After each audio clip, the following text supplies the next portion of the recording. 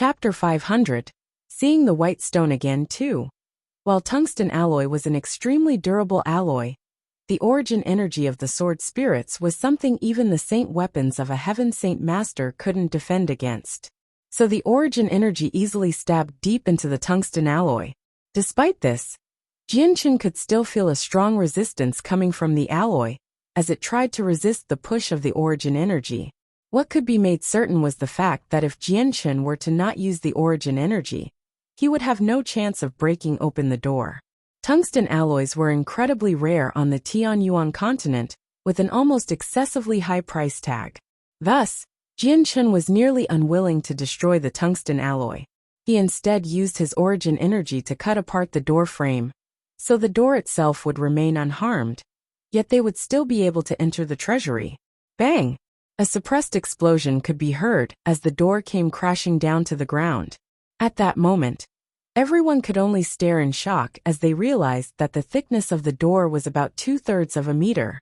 Heavens, if the tungsten alloy door was this thick, it had to be at least 1,500 kilograms heavy. Kafir was stunned. Such a weight like this was equivalent to roughly 150,000 purple coins. A single door like this was somehow worth 150,000 purple coins. The Heavenly Eagle Kingdom is truly quite prosperous. Qin Wuming sighed in envy. Jianchen peeled his origin energy weapon away from the steel-reinforced door frame, leaving behind just the tungsten alloy block. This chunk seemed less like a door and more of a rectangular pillar about 2 meters long, 1 meter wide, and 2/3 of a meter thick.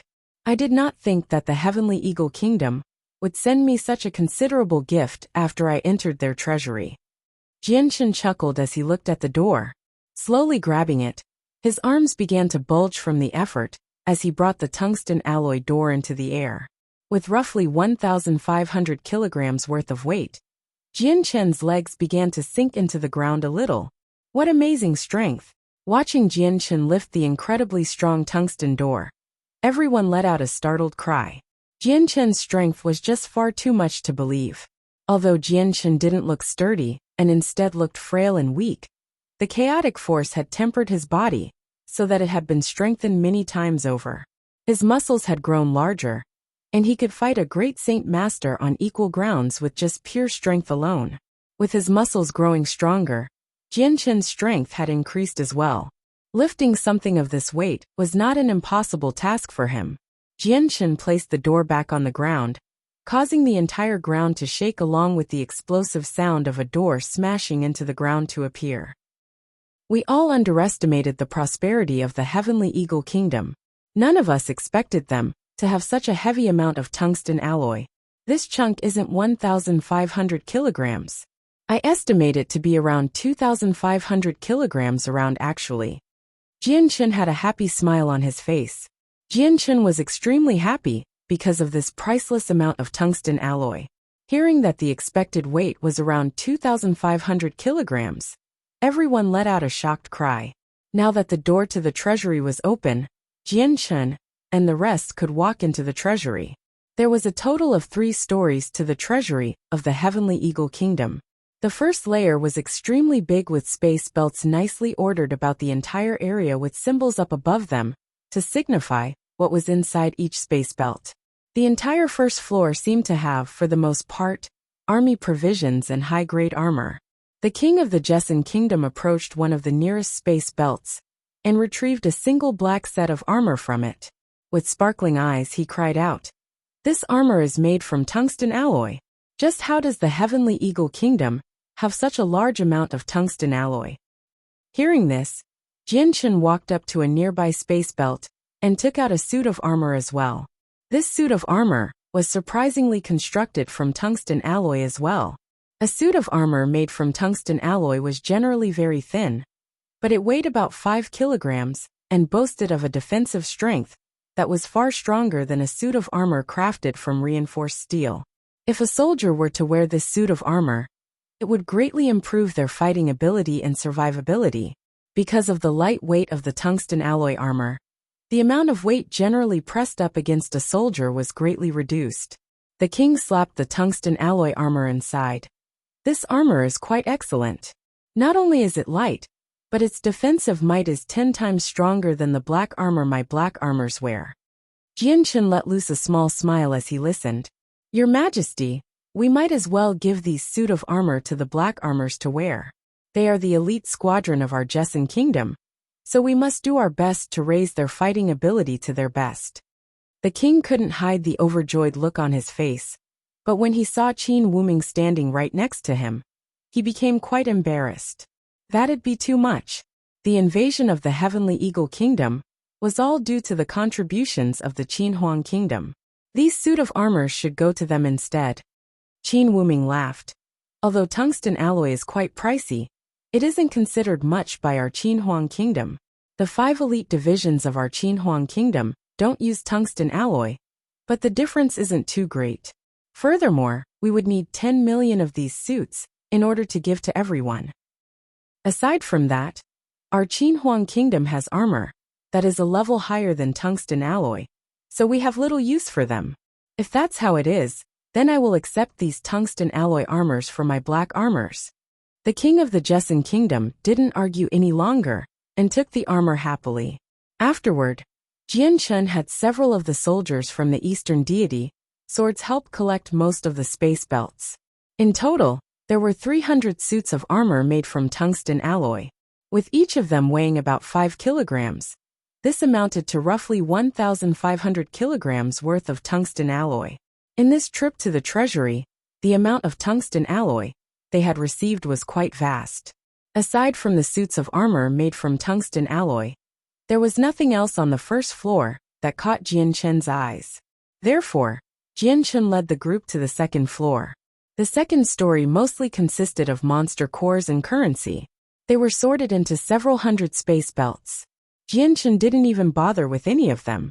He had the Eastern deity swords collect them into their own space belts. Without stopping, he walked to the third floor. The third floor was quite different from the first 2 floors. All sorts of treasures were collected here. Oddities and items were stored all around, and while their purpose wasn't clear, what was clear was the fact that they had to be quite expensive. Suddenly, when Jianchen stepped onto the third floor, Ziying and Qingsuo both spoke into Jianchen's mind. There is a howlite. Howlite. There's one here. Master, quickly take the howlite into your hand. Ziying and Qingsuo were both extremely excited and seemed as if they were impatient for something. The sudden voice in his head caused Jianchen to falter for a moment.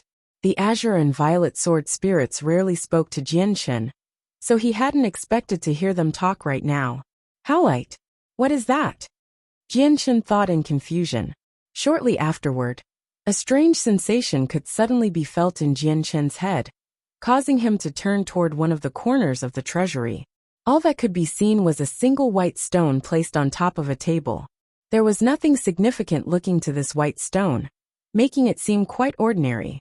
At first glance, anyone would think this to be no different than any other stone. If it were thrown into a heap of rubble, it wouldn't be noticed at all. Jianchen's eyes flashed with recognition before quickly walking to the table. His eyes stared hard at the white stone, and memories of what had happened a few years ago in Wake City began to flash in his mind. At that time, he didn't know that the 2 glows of light in his dantian were the sword spirits, but he had realized the curiosity that was the white stone instead of dismissing it as an ordinary stone because of the strange sensation coming from them when he walked the streets of Wake City. It was because of this curiosity that he had purchased the white stone. Jianchen never had a second thought for the white stone in his space ring, because he simply had no idea just what use the white stone served. As time went on, if it were not for the fact that Jianchen had come across a second stone, and had the sword spirits not mentioned it, Jianchen would have completely forgotten about the fact that he had bought one. The white stone had been placed on top of a steel table for Jianchen to pick up with both hands. Straight away, Jianchen felt the weight of the stone and was shocked. This single fist-sized white stone was approximately 500 kilograms in weight. If not for his strength, it would have been difficult for him to pick up from the table. Ziying Qingsuo, just what is this white stone? If it excites you too, does that mean it a treasure of some sort? Jianchen asked the 2 sword spirits. This question was on his mind ever since the very first time he had bought the white stone. At that time, neither sword spirit was capable of communicating with him, so he had never been able to learn of the oddity or history behind the white stone. Master, this howlite is an incredibly rare material, used to refine one of the most indispensable materials used for high-leveled artifacts. As you say, it can be used to construct weapons. Ziying spoke with unbelievable joy. Oh, so it is a material used to create weapons? Jianchen was disappointed for a moment. If that's it, it isn't too precious. With the people of the Tianyuan continent using saint weapons, there is practically no need for weapons to be made since any type of weapon, no matter what material it is made from, is weak in front of a heaven saint master. It wouldn't even manage to defend against a saint weapon. Master, you underestimate these artifacts. Artifacts are far stronger than you could possibly imagine. Wait until you enter that realm. You will come to understand the strength of a magical weapon. Ziying spoke. That's right, Master. Ziying isn't wrong. Artifacts are extremely amazing. They are far stronger than the saint weapons you use. This time, Qingsua spoke with the same sing-song voice. Is it truly that amazing? Jianchen had his curiosity piqued. Although he didn't know what an artifact was, he could guess they were another way of classifying a weapon. Chapter 501. Saint Tier Battle Skill Master. Artifacts are extremely powerful. This howlite is a precious material that can be used to make the azure and violet twin swords. When you manage to make both, you will come to understand the power of artifacts. Ziying spoke. At a thought, a happy feeling spread through Jianchen's chest. If I can remake the azure and violet twin swords, that would be excellent and would make up for my lack of weapon. With that, Jianchen stopped talking for a moment before immediately asking, Ziying, Qingsua, just what needs to be done in order to reforge the azure and violet twin swords? Would this howlite be enough to make the weapons extremely strong? Naturally not. Howlite is only a material. In order to make an artifact strong, it requires even more materials and items that require careful selection. However, Master needn't worry about this problem. Qingsua and Ziying will take care of it. Ziying spoke with pride. Then when will the azure and violet twin swords be finished? Jianchen was somewhat impatient. To him, a sword was an extremely important thing. Ever since his own light wind sword had been destroyed, his heart's longing for a sword had never been quenched.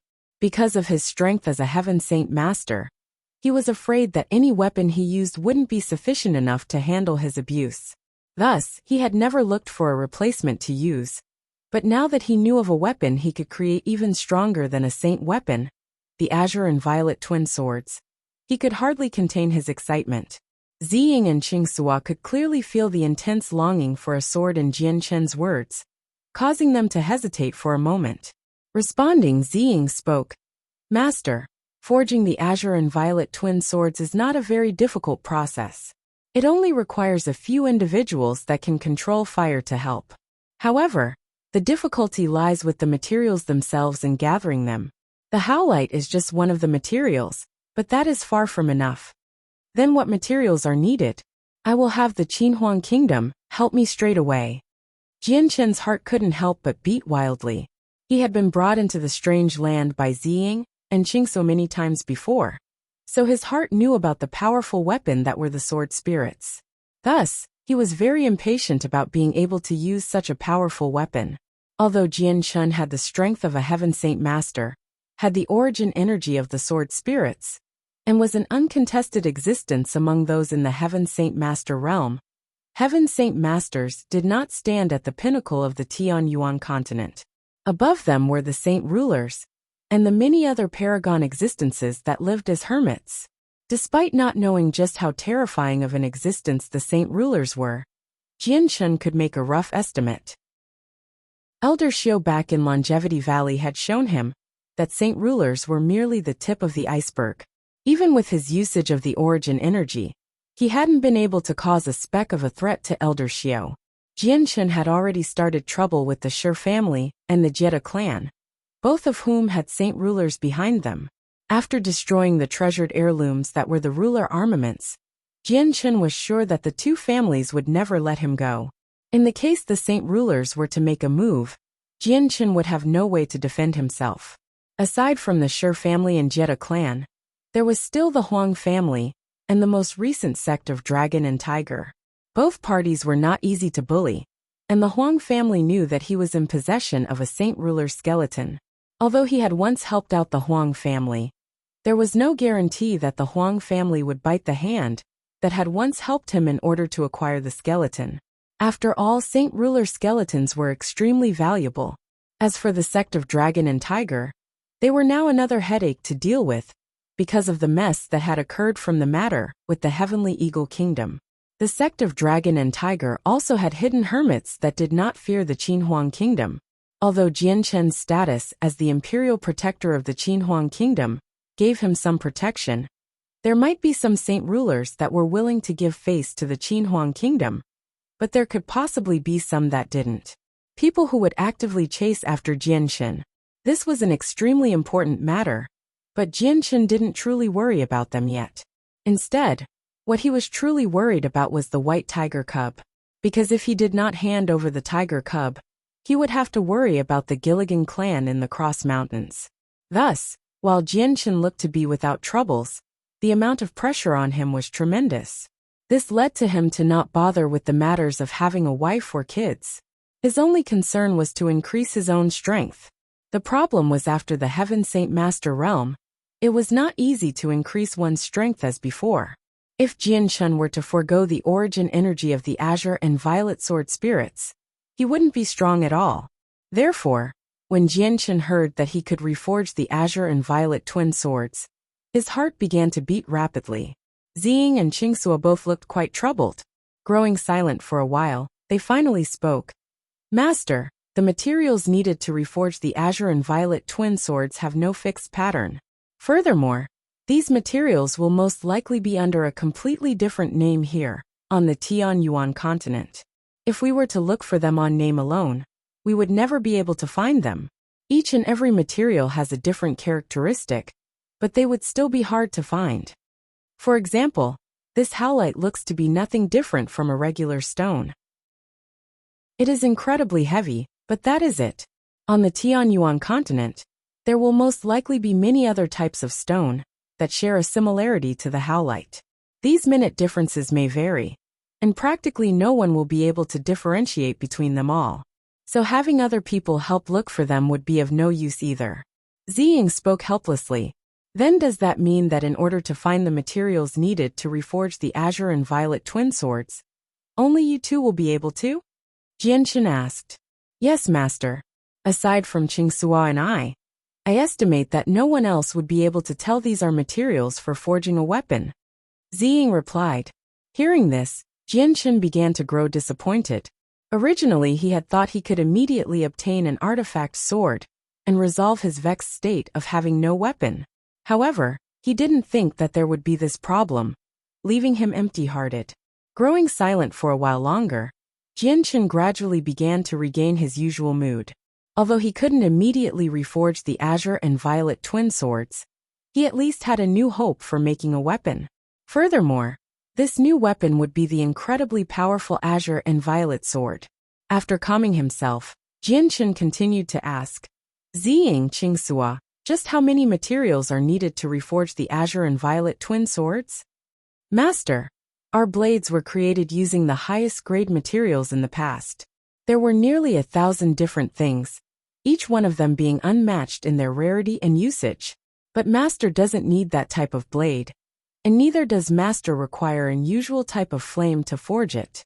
All Master needs is another type of blade that only requires 16 materials. Terminating his talk with the sword spirits, Jianchen immediately snapped back to his senses. At the same time, he realized the group, who had been walking behind him, had suddenly appeared right next to him. Jianchen, just what about that stone is enough to make you get lost in thought? What is that stone even? Could it be it has some sort of strange use? Mingdong's voice could be heard asking Jianchen. Hearing this, Jianchen muttered, This stone is a material used to forge weapons. I've been in need of something like this. Mingdong's face grew extremely solemn when he heard Jianchen speak. Jianchen having his saint weapon destroyed was not an unknown fact to Mingdong, since Jianshen had explained his experience to him. Forge a weapon. Imperial Protector. What use do you have for that? Do you plan to use that material to forge yourself a weapon? Any regular weapon pales in comparison to a saint weapon, in terms of durability and strength. In a battle between Heaven Saint Masters, an ordinary weapon would be as good as a chicken rib. Utterly unfavorable. Qin Wujian asked curiously. Jianshen smiled, but he did not offer an explanation. Taking the howlite into his space ring, he spoke. Everyone should take a stroll now. Since everything here belongs to us, take whatever you wish. Afterward, everyone separated everywhere, pleased to see if there would be anyone they would want. As for the gold or silver pearls or other precious commodities, none of them felt inclined to take them, since none of them were exactly lacking in money. The third level of the treasury was quite big. Jianshen, by himself, strolled here and there to see if there would be anything else that would be of value to him. After they were done, the rest of the items would be given to the men below to manage, or perhaps sell. In the case that he missed something particularly precious, it would be a great loss if it were to be accidentally sold. Just as Jianshen walked past a dusty table, his body suddenly came to a stop as he noticed a stone slab on the table. The stone slab was a square in shape, about 1 meter long and 1 inch thick. It looked rather ordinary at first glance, but on the slab, there were several patterns etched in it. The patterns were illegible because of the layer of dust. Picking up the stone slab from the table, Jianshen blew off the dust to reveal the patterns etched underneath. However, the pattern was incomplete on the slab. All that could be seen was a single palm holding a blade as it chopped down.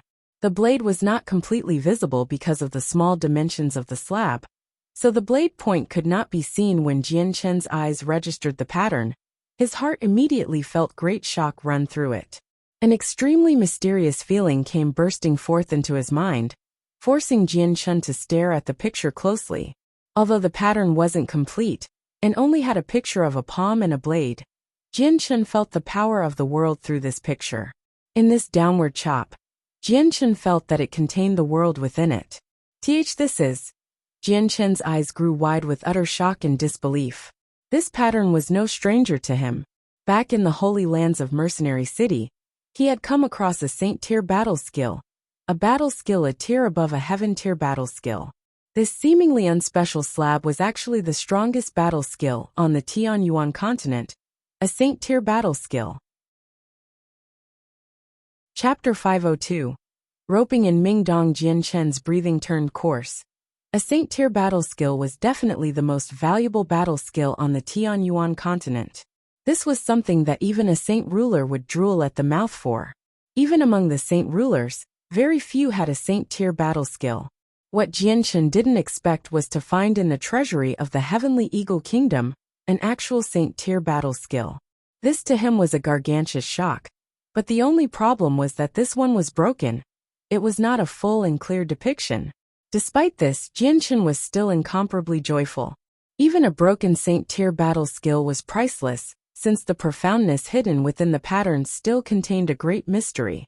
Back when Jianshen had been in the Holy Lands of Mercenary City, he had been able to absorb some of the fragments of the mysteries of the world.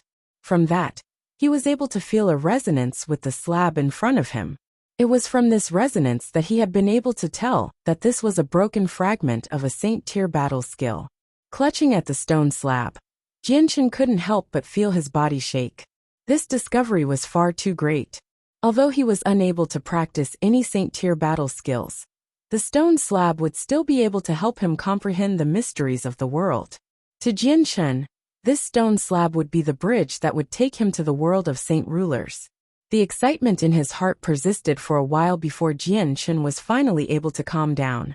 Gingerly putting the stone slab into his space ring, he pretended as if nothing had happened and continued to stroll around. In about the time it took to make a cup of tea, everyone had already searched through the entirety of the treasury, but no one had discovered anything too out of the ordinary. Aside from the howlite and Saint tier battle skill, Jianshen hadn't received anything else. Despite this, Jianshen only felt joy and uncontested bliss that couldn't be seen on his face. He knew all too clearly that a Saint tier battle skill was definitely no small matter. If the several imperial advisors were to know that he had it, they would definitely try to remove it from him. Have everything here collected and taken away, Jianchen commanded to the soldiers outside. Yes, the few soldiers immediately headed into the third story with their space rings and began to collect everything in sight into them. While the soldiers busied themselves inside, Jianchen and the rest gathered around. Has anyone found anything of interest? Jianchen asked. While the items in here are quite extraordinary, nothing really caught my eye and was worth me taking. Qin Wuming shook his head. That's right. The decorations I put around back home would be better than the items in here by several amounts. Qin Wujin spoke. As a heaven saint master and general of the Eastern deity swords, money and items like this weren't worth much in their eyes. Ming Dong's space ring had several items of considerable monetary cost. With a chuckle he spoke. I'm not as rich as you all, so I've put some stuff in my ring for now. If I am ever short on money, I will sell them. Hearing this, Jianchen smiled. Ming Dong, you are still afraid of being short on money despite your strength? If you ever lack money, go and kill several Class 5 magical beasts and sell the cores whenever. Rolling his eyes at Jianchen, Ming Dong's mouth twitched. Do you really think a Class 5 magical beast is something an Earth Saint Master could easily kill? Just going into the forest to find one would take forever. If our friend Ming Dong would like, then he is always welcome to join our Eastern deity swords. He would at the very least be able to become a general with 100,000 soldiers under him, and a salary guaranteed to fit his uses. Would you be interested? Qin Wuming laughed as he spoke to Ming Dong. He had seen through Ming Dong's hidden talent. Not even 30 years old, and he already a 6th cycle Earth Saint Master. With this talent, he wouldn't even be 50 years old before he made the breakthrough to become a Heaven Saint Master. This was more than enough for people to wish to bring him in. Ming Dong didn't hesitate to shake his head. I'll be fine. I am a person that loves to spend his days traveling. Spending every day within your camps is something I am not suited for. Besides, I have already decided that I will travel with Jianchen. Wherever he goes, I will go. Qin Ji walked up to Ming Dong and held his shoulder. I knew that brother Ming Dong would decline uncle's invitation. However, Ming Dong, we are brothers through good and bad. And brother Jianchen is already the imperial protector of our Qinhuang kingdom. We cannot have your own status too far down. So I have a proposal I wish for brother Ming Dong to agree to. What proposal? Say it. However, I can't guarantee that I'll agree to it. Ming Dong spoke unflinching. Qin Ji patted Ming Dong on the shoulder with a laugh. It's nothing major. I just hope that when brother Ming Dong makes the breakthrough to become a Heaven Saint Master, he will take up a position as an imperial advisor for our Qinhuang kingdom. Naturally, we will not limit your movements. Instead, we will provide assistance whenever needed, just like we do with Jianchen. Ming Dong pondered the proposal for a moment. No restriction on movement, and even assistance is provided. It seems to me to have no shortcomings. Seeing Ming Dong be swayed, Qin Ji hurriedly moved to strike while the iron was hot. Of course there are no disadvantages. Our Qinhuang kingdom is one of the 8 great powers with many vassal states nearby, and an incomparable amount of power. Even among the 8 great powers, our Qinhuang kingdom ranks among the highest. We have not been in any wars for several hundreds of years, so your time as an imperial advisor with us would be filled with leisure time. There is no need for you to do any work. Ming Dong went silent for a moment. Then, he finally agreed to Qin Ji's request. Fine then, seeing that we are brothers, I'll agree to this. When I become a Heaven Saint Master, I will become an imperial advisor for your Qinhuang kingdom. Then that's that. Qin Ji laughed joyfully. With Ming Dong agreeing to become an imperial advisor, he was far too happy. It meant he would gain an additional hand and power when the time came for the succession for the throne. My dear friend Ming Dong, my Jessin kingdom is also in need of imperial advisors. Might you consider this as well? The king of the Jessin kingdom suddenly spoke up. Ming Dong knew that the king of the Jessin kingdom was Jianchen's future father-in-law, so he was basically family as well. With that, Ming Dong gave a quick and concise agreement to him as well. The Jessin kingdom is the homelands to my brother, It is naturally my duty to protect the Jesson kingdom to the best of my ability. Your Majesty, please wait for me to make the breakthrough to become a Heaven Saint Master before I become an imperial advisor to the Jesson kingdom. Otherwise, my strength as an Earth Saint Master wouldn't be enough to uphold the prestige of being an imperial advisor. Ha ha ha, no problem. There is no problem at all. The king laughed. He had planned long ago to bring Ming Dong into his graces, but because his starting relationship with him wasn't all that familiar, he had been afraid of being declined straight away. He had put it off day after day, waiting for his sons to become friends with Ming Dong, to foster a friendly friendship. Only after that had been accomplished would he send a formal invitation. Chapter 503. Dismantling the Heavenly Eagle Kingdom in the blink of an eye. Ming Dong had become an imperial advisor for both the Qin Huang and Jesson Kingdom. Although he wasn't officially one yet, it was just a matter of time before he was. In 3 years, he should be able to make the breakthrough to become a Heaven Saint Master and become one of the strongest individuals on the Tianyuan continent. At the same time, his change in identity would overturn the sky and earth around thanks to the huge change. That was because an imperial advisor for the Qin Huang Kingdom was a far greater luxury than being a Heaven Saint Master. Ever since Ming Dong had followed Jianshan to Mercenary City, he had made the figurative leap over the Dragon's Gate to become a magnificent dragon. If not for that one trip to Mercenary City, Ming Dong would never have been able to become a 6th cycle Earth Saint Master by the age of 30, or receive such treatment. Imperial Protector, all of the items have been placed within our space rings now. One of the soldiers in charge of managing the items made his way to Jianshan, before respectfully handing over several space rings in his hand over to him. Jianshan took the space rings, and then spoke to Qin Wuming, and the king of the Jesson Kingdom. We will have a share to this. Let us wait for it all to be converted into purple coins before splitting it. There's no need. Qin Wuming laughed. Imperial Protector, the items in here aren't worth any consideration over. Although they add up to a decent sum of money, it isn't something we would even glance at. The Jesson Kingdom and your family have more need for it than we do. Then that's that. These items will be taken by our Jesson Kingdom. Jianshan wasn't one to argue.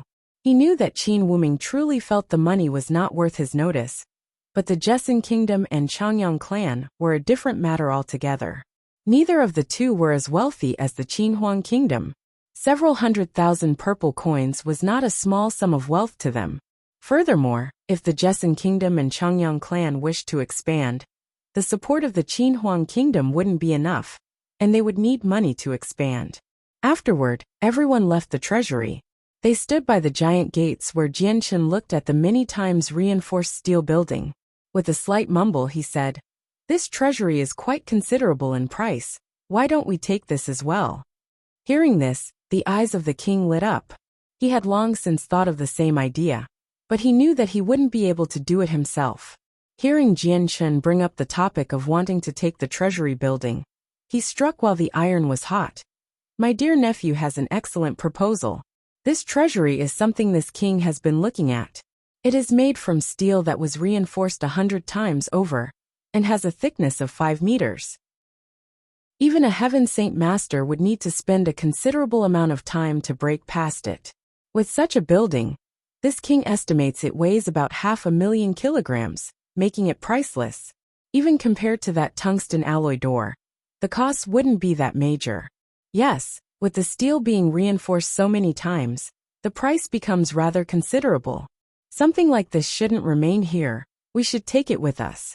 We should have some soldiers come and cut the treasury apart into smaller pieces before putting it into our space rings for easy transport." Ming Dong suggested. Jianshan hesitated for a moment before finally nodding his head. "Fine then. We'll have the best artisans in the Heavenly Eagle Kingdom come over and have them cut down the treasury. Remember, offer high prices." Hearing this, one of the quick-witted soldiers spoke up. "Honored Imperial Protector, this soldier will go make the arrangements." Jianshan looked up at the sky. "It's already getting late. We've worked hard today. Why not take a rest and talk about the next step tomorrow?"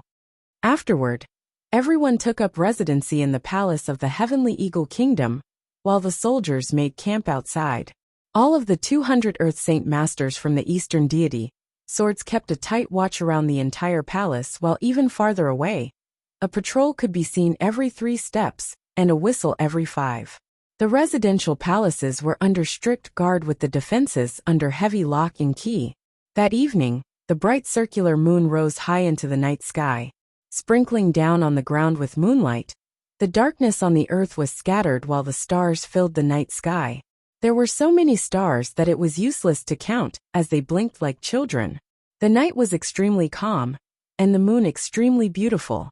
Within the palace of the Heavenly Eagle Kingdom, it was even more quiet.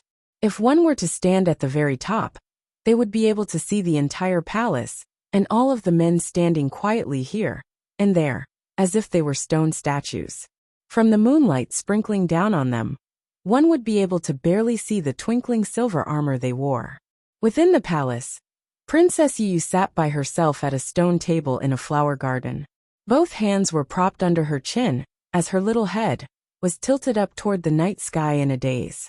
Her face had a stupefied look, making it hard to understand what she was thinking about. Princess Yu, you're still admiring the moon this late at night? Why haven't you slept yet? A voice called out from behind as Jianchen somehow arrived right behind the princess with a smile. Tonight, Jianchen swapped out his robes for a black-colored one. Hidden by the shadows of the night, his entire person seemed to blend in with the darkness. If one wasn't careful, they would ignore Jianchen entirely. Jianchen's voice came out of nowhere, causing the dazed princess to let out a cry in surprise, and her body shook violently in fright. Rising up from her stone seat, the princess turned around with some anger and pouted. You can't move about so silently behind someone's back and scare them like that. Jianchen laughed before cupping his hands together. I apologize, I've let the princess become frightened. Hearing Jianchen call her by her title, Princess Yu's eyebrows furrowed together before complaining slightly. Changyang Xiangtian, do you plan to continue on calling me princess? Jianchen was taken back for a moment before quickly responding. Then, I will call you Yu from now on. Princess Yu seemed pleased at Jianchen's answer, and with a faint smile, her beautiful eyes looked unflinchingly at Jianchen's handsome and stalwart face. With it being so late, were you not able to sleep either? Jianchen shook his head slightly before walking to the stone table in front of the princess and spoke.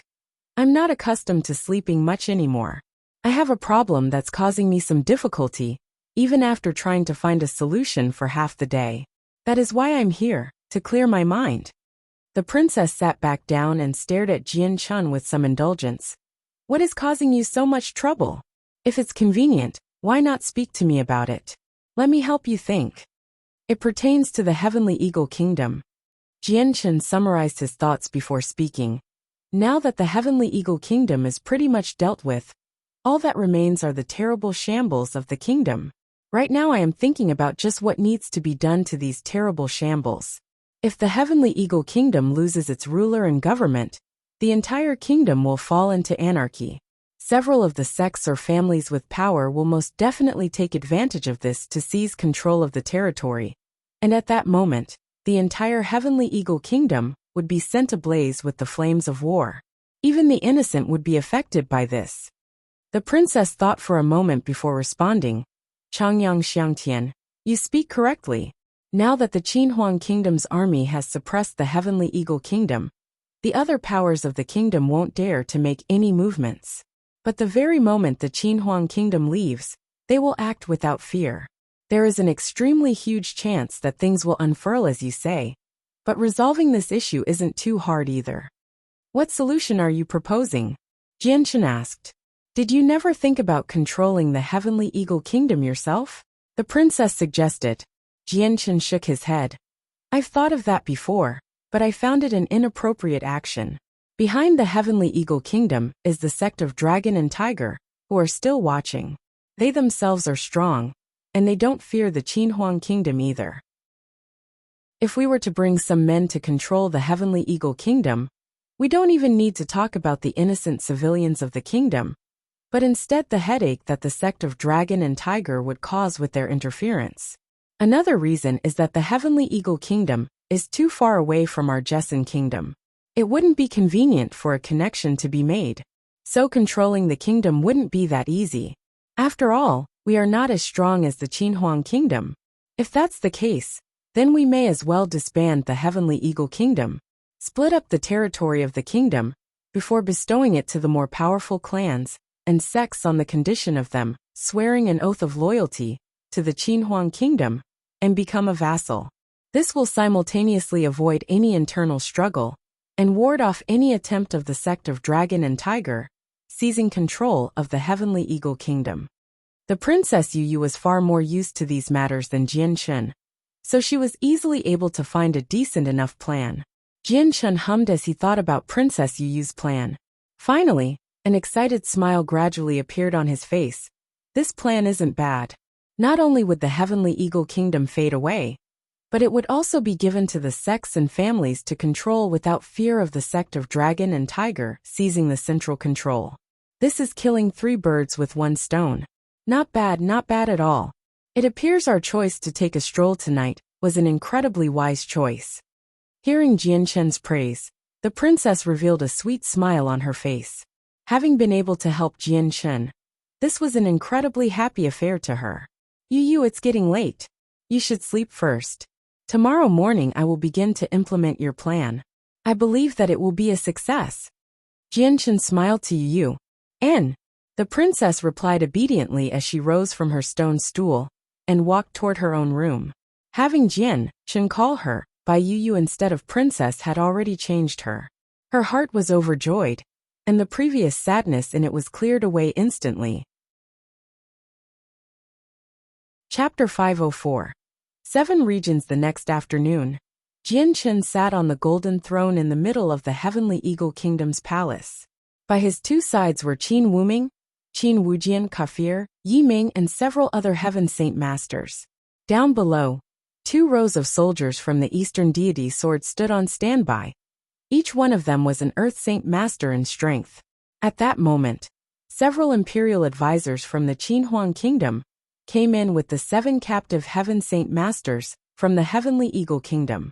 Stopping in the center, the 10 imperial advisors stood in a calm line behind the 7 captives. Not a word was spoken, but each one of the 7 captives felt a tremendous amount of pressure stifle their hearts. Over 20 Heaven Saint Masters were congregated in this palace hall. Despite not a single word being spoken, the quietness of the palace made the atmosphere overwhelmingly oppressing. Although the 7 men from the Heavenly Eagle Kingdom were reduced to being prisoners, they were still ultimately Heaven Saint Masters. From their bones, a strong and proud power could be felt leaking out. Each one of them had their heads held high, and it was only when they looked at Jian Shen that a complicated look appeared on their faces. From his talks with Hu Ba from the sect of Dragon and Tiger, Jian Shen's identity had already been revealed for everyone to hear. The Heaven Saint Masters fortunate enough to survive all now understood Jian Shen's status, but it had still been very hard for any one of them to believe that this was true and accept such a fact. Calmly looking at the 7 captives, Jian Shen didn't reveal any domineering aura from his body. He seemed like an ordinary person sitting there, and it was only after a moment that he finally broke the silence in the palace. Out of the 15 Heaven Saint Masters of the Heavenly Eagle Kingdom, only you 7 are left. Jian Shen stated. None of the 7 Heaven Saint Masters said anything. The reason why they had surrendered in the first place was because they had no desire to throw away their lives in vain. After all, they had nothing to do with the anger that existed between the Jessen Kingdom and the Heavenly Eagle Kingdom. Because they were dragged into this, they were all afraid of saying something that may cause Jian Shen to grow angry and lose their life. The imperial protector of the Qinhuang Kingdom far surpassed whatever entity they could safely anger. He was like a gigantic mountain that they wouldn't even be able to blow wind on. It was only because of the support of the sect of Dragon and Tiger that they had been brave enough to fight the Qinhuang Kingdom. With the sect of Dragon and Tiger gone, there was absolutely no way that they would fight against the Qinhuang Kingdom now. All that would remain to them on that path was death. Seeing that no one was talking, Jian Shen continued to speak. Does everyone know why this one called you all here today? Honored Imperial Protector, please explain. One of the individuals respectfully cupped his hands together with an expression that revealed no dissatisfaction. The Heavenly Eagle Kingdom is currently occupied by us. I will speak the truth to you. The Heavenly Eagle Kingdom will not survive. The name needs to disappear from the Tianyuan continent. To prevent the sect of Dragon and Tiger from taking control, we will dismantle the Heavenly Eagle Kingdom. With this, Jianshan stopped speaking for a second and awaited the responses from the seven. Sure enough, each one of the 7 Heaven Saint Masters blanched. Looking at each other, expressions of worry overcame their face, but no one dared to say anything. You 7, you each must belong to a different faction, I assume. Jianshan spoke. The 7 hesitated for a while before one of them finally spoke. The Honored Imperial Protector speaks correctly. We 7 all belong to a different sect or clan. Now then, have the 7 of you decided what you will do in the future? Will you pick death? Or will you continue to live? Jianshan asked. We hope that the Honored Imperial Protector will point to us the path of life. One of the individuals spoke. To bow and scrape their knees for a youth in his 20s was rather embarrassing. But when under a roof, one couldn't help but bow their head. Then, I will tell you my plan. I hope that everyone will find it fitting. With that, Jianshan took out a map from his space ring and gave it to the 7. Now, I will split up the Heavenly Eagle Kingdom into 7 regions for you 7 to control. Each person will be responsible for their own region, and from here on out, there will be no such thing as the Heavenly Eagle Kingdom. There will only be the regions that you 7 will have jurisdiction over. Hearing this, the 7 of them had looks of disbelief on their faces. Some were pleasantly surprised, some were confused, and some were doubtful. They all knew in their hearts that the Heavenly Eagle Kingdom covered a vast amount of territory. If it were to truly be split up into 7 regions for them to control, then they would each find their own power and influence increase several times over. This to them was an incredibly huge surprise. Although they all belonged to clans or sects that could be considered to be the strongest of the Heavenly Eagle Kingdom, the amount of territory they controlled wasn't exactly large. The fact that the Heavenly Eagle Kingdom had 15 Heaven Saint Masters, and because of the kingdom's meticulous planning, each family only had enough influence to cover about the size of a mountain, and it was incredibly hard to increase that influence. With Jianshan's actions, it was as if he had delivered a free meat pie for them to eat and increase their power. However, the 7 individuals were old and experienced. They knew that Jianshan wouldn't so freely send them such a delicious treat. In an instant they guessed Jianshan's plan. Honored Imperial Protector, do you mean for us to swear our allegiances to you? One of them asked. Jianshan laughed. You are half right. Correct. With such a great benefit, how could I just give this away to you for free? Especially when you first tried to be enemies to the Qinhuang Kingdom. Jianshan's later half of his speech caused the 7 to blanch once more. But before they could say anything, Jianshan continued. I'll not mention what happened in the past for now. I'll say what I plan on doing. My request is rather simple.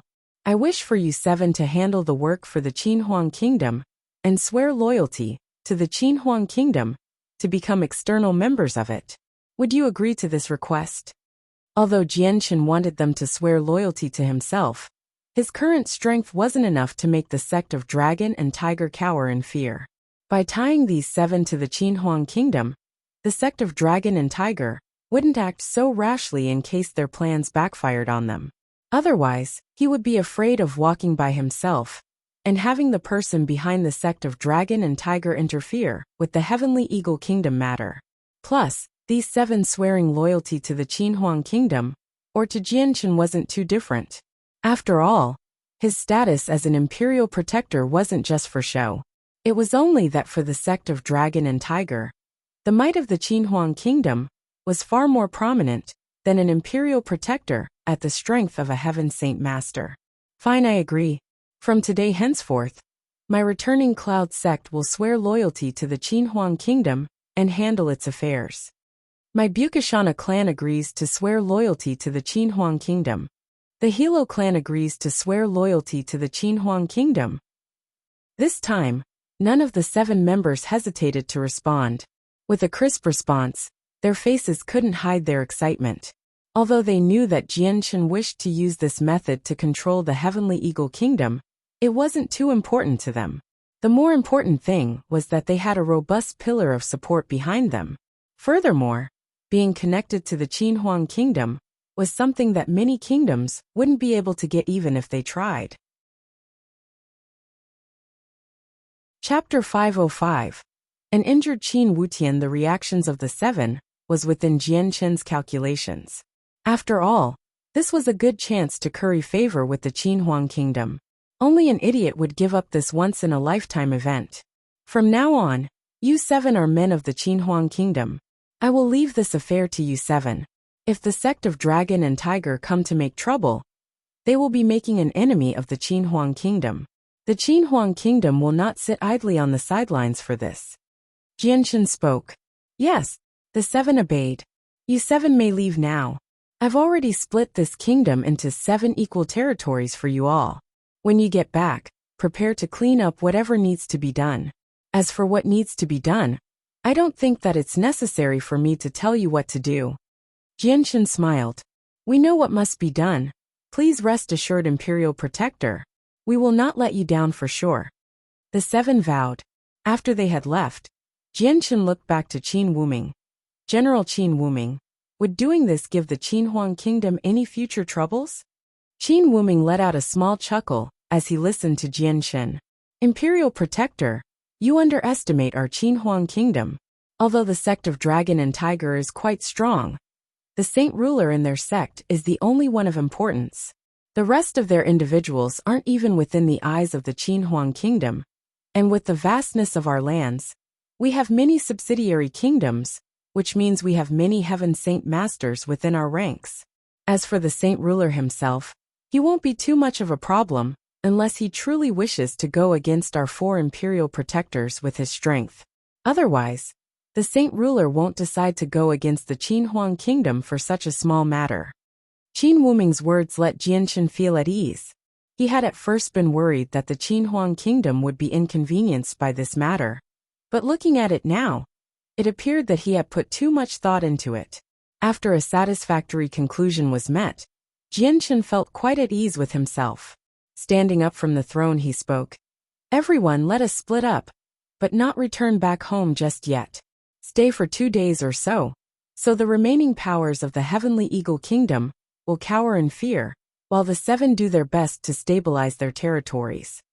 After everyone left, the dissolvement of the Heavenly Eagle Kingdom made its way out of the imperial palace and left everyone that heard the news in shock. Soon, the news made its way to every single corner of the entire kingdom. In an instant, magical beasts capable of sending messages could be seen flying through the air in droves to reach any place the information might not have reached. Combined with this method of sending messages, within a day, practically everyone within the kingdom knew about the changes. After the information was spread, all of the commoners of the Heavenly Eagle Kingdom had different reactions than those with power. The commoners of the kingdom were all shocked for a good while, but they stabilized after some time and continued on with their lives as if everything was normal.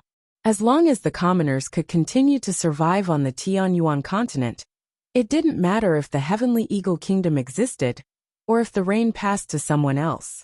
This matter didn't concern them, so they left it at that.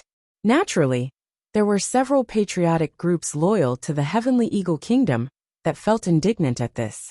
They voiced that the kingdom existed if the citizens existed, rather that the kingdom died with its king. They were discontent with how the Qinhuang Kingdom had done things, but because these thoughts only belonged to the minority, they stirred no large wave. As for the various powers, they all made the same actions without exception. Each and every single one of them recalled all of their members and prepared themselves for expansion and war to fight and conquer territory. They knew that with the Heavenly Eagle Kingdom separated, this was a chance that was rare to come by. If they did not capitalize on this chance and prepare the horses and banners of war, once the other powers stabilized, there would be no chances left. This action was even taken up by the city rulers of several major cities. Some of the stronger cities had even established themselves as king of the mountain with attempts to annex the surrounding weaker cities nearby in hopes of establishing a new kingdom. All in all, after news of the collapse of the Heavenly Eagle Kingdom was spread, the equilibrium that was maintained in the kingdom was shattered. The entire kingdom was tense with anxiety, and although it had been relatively quiet for now, those with a keen mind and a sharp eye knew that this was only the calm before the storm. Afterward, it didn't take long for news of several factions erupting into war. However, another piece of information made its way around the kingdom, serving as a wake-up call to every single inhabitant within these lands. It also extinguished the ravenous flames of desire in their hearts. The Bukashana clan, the Hilo clan, Bloodmoon mercenaries, Worldly sect, Windfall Mountain, Earthfire School, and the Double Mystery sect all declared complete control and authority over the remaining parts of the Heavenly Eagle Kingdom. At the same time, they declared their adherence and loyalty to the Qinhuang Kingdom, with the surviving 7 Heaven Saint Masters of the Heavenly Eagle Kingdom, all in their own respective factions. It was no exaggeration to say that these 7 powers were fully deserving of being the 7 strongest existences within the kingdom. With the 7 greatest powers stepping into this power struggle, the other families and clans didn't stand a chance. None of them had a Heaven Saint Master, or the rapport of a kingdom as strong as the Qinhuang Kingdom. This meant the 7 powers of the Heavenly Eagle Kingdom possessed no chances of being defeated, and would leave any opposing family without a single pocket of resistance. This bit of information allowed the originally nervous Heavenly Eagle Kingdom to return to the previous calm from before. Everyone knew that while the kingdom itself had been dissolved, the Qinhuang Kingdom had simply served to replace them as the ruling party, only stronger in terms of control. What could be ascertained was the fact that should the Heavenly Eagle Kingdom ever give rise to another Heaven Saint Master, that one would never be able to challenge the 7 powers, due to the Qinhuang Kingdom backing them up. As long as the Qinhuang Kingdom gave shelter, the 7 powers would never lose their position. The 7 territories of the Heavenly Eagle Kingdom were already territories that could not be disputed over. When the 7 Heaven Saint Masters returned to their respective families, clans and sects, they had immediately sprung into action and moved to claim their rightful territories. And with the backing of the Qinhuang Kingdom, the acquisition of the territories had gone by smoothly. All of the lesser clans and sects had immediately pledged allegiance to these 7 powers, and some of them had even become a subsidiary power to them. This had allowed for the 7 powers to completely control the entire Heavenly Eagle Kingdom in 3 short days. Among the 7, the group that profited the most was the Bloodmoon mercenaries. They were able to use their 1 Heaven Saint Master to keep up the front, while all of their Earth Saint Masters were among the next strongest within the kingdom. Thus, they were quickly introduced as one of the strongest powers of the Heavenly Eagle Kingdom, but because they were at the bottom of the group, they were only able to claim a second-class city as their stronghold with a small potential for growth before the war. But now, Jian Chen's order had practically given the Bloodmoon mercenaries the power to grow to become the owners of one of the 7 partitions. The amount of area they controlled had grown 10 times over, giving no small excitement to the leader of the mercenaries. It had been 4 days since the fragmentation of the Heavenly Eagle Kingdom. In the original palace of the Heavenly Eagle Kingdom, over 1,000 artisans from the Heavenly Eagle Kingdom had already dismantled the treasury to a pile of scrap almost. There was no longer a 3rd story, and the materials used to build that 3rd story had been reduced to material that was later absorbed into the space rings of the Eastern deity swords. Jian Chen gave all authority over to the 7 powers to deal with any problems that may arise after the Heavenly Eagle Kingdom had been disbanded. This allowed him to a hands-free approach. All he did after that was quarter some soldiers around the area to act as a deterrence. The next few days were spent in leisure. All that was needed was for him to wait for the situation to stabilize before he and the army could return to the Jessen Kingdom. At this moment, Jian Chen and Princess Yu were playing chess in the flower gardens in peace. Ever since Yu had helped Jian Chen with the problem of what to do with the Heavenly Eagle Kingdom, the relationship between the two had grown far more intimate. Or at least it was unlike the indifference from before. Just then, Xiao Tian came walking in a hurry to Jian Chun with a serious expression and spoke. Imperial Protector, something bad has happened. After being sent out to the Sunset Kingdom to capture the second prince, Qin Wutian has come back. He's injured. Startled, Jian Chun ignored his game of chess to look at Xiao Tian. Just what happened out there? Qin Wutian came across an attack and suffered serious injuries. The 100 elite soldiers accompanying him faced serious damage as well. Xiao Tian spoke grimly. His face was dark. This was an attack to the power that was the Qin Huang Kingdom. Thinking for a moment, Jian Chun suddenly stood up before asking, "Where is Qin Wutian?" "In the official hall." Bidding goodbye to the princess, Jian Chun hurriedly left the garden to rush to the official hall. Just as Jian Chun arrived at the hall, all of the strongest people from the Qin Huang Kingdom had already congregated there. Each one of them had a dark expression filled with anger. On one of the chairs, a white-faced Qin Wutian sat weakly on it. His entire body was drenched with blood, and his silver armor had several cracks running through it. On his chest was a clear-to-see palm print. Chapter 506. Leaving for the sect of Dragon and Tiger. Seeing the injured state Qin Wutian was in, Jian Chen's eyes flashed with a dangerous light. "Just what in the world happened for you to be in such a state?" he asked with a low voice.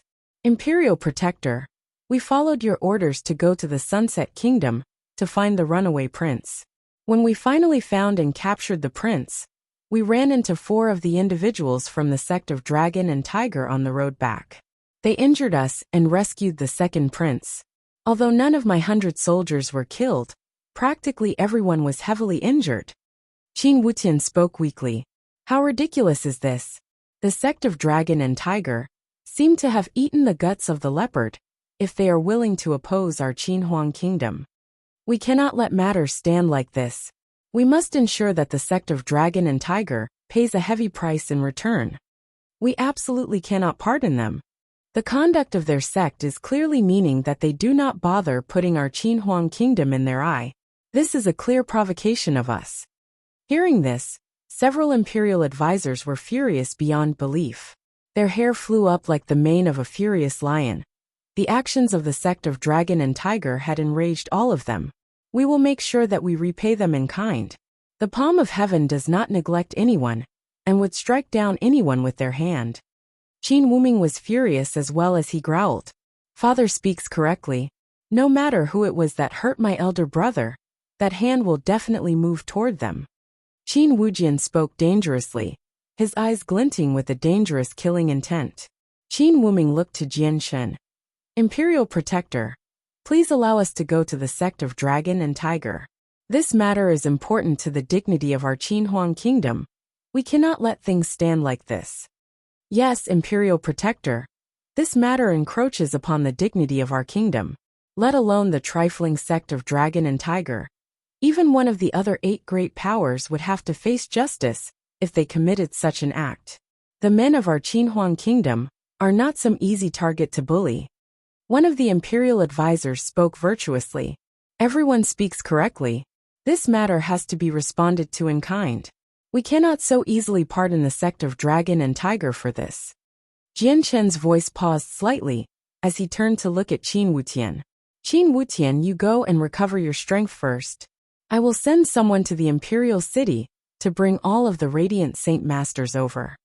Qin Wutian nodded without a word before allowing himself to be led away by 2 other soldiers to rest.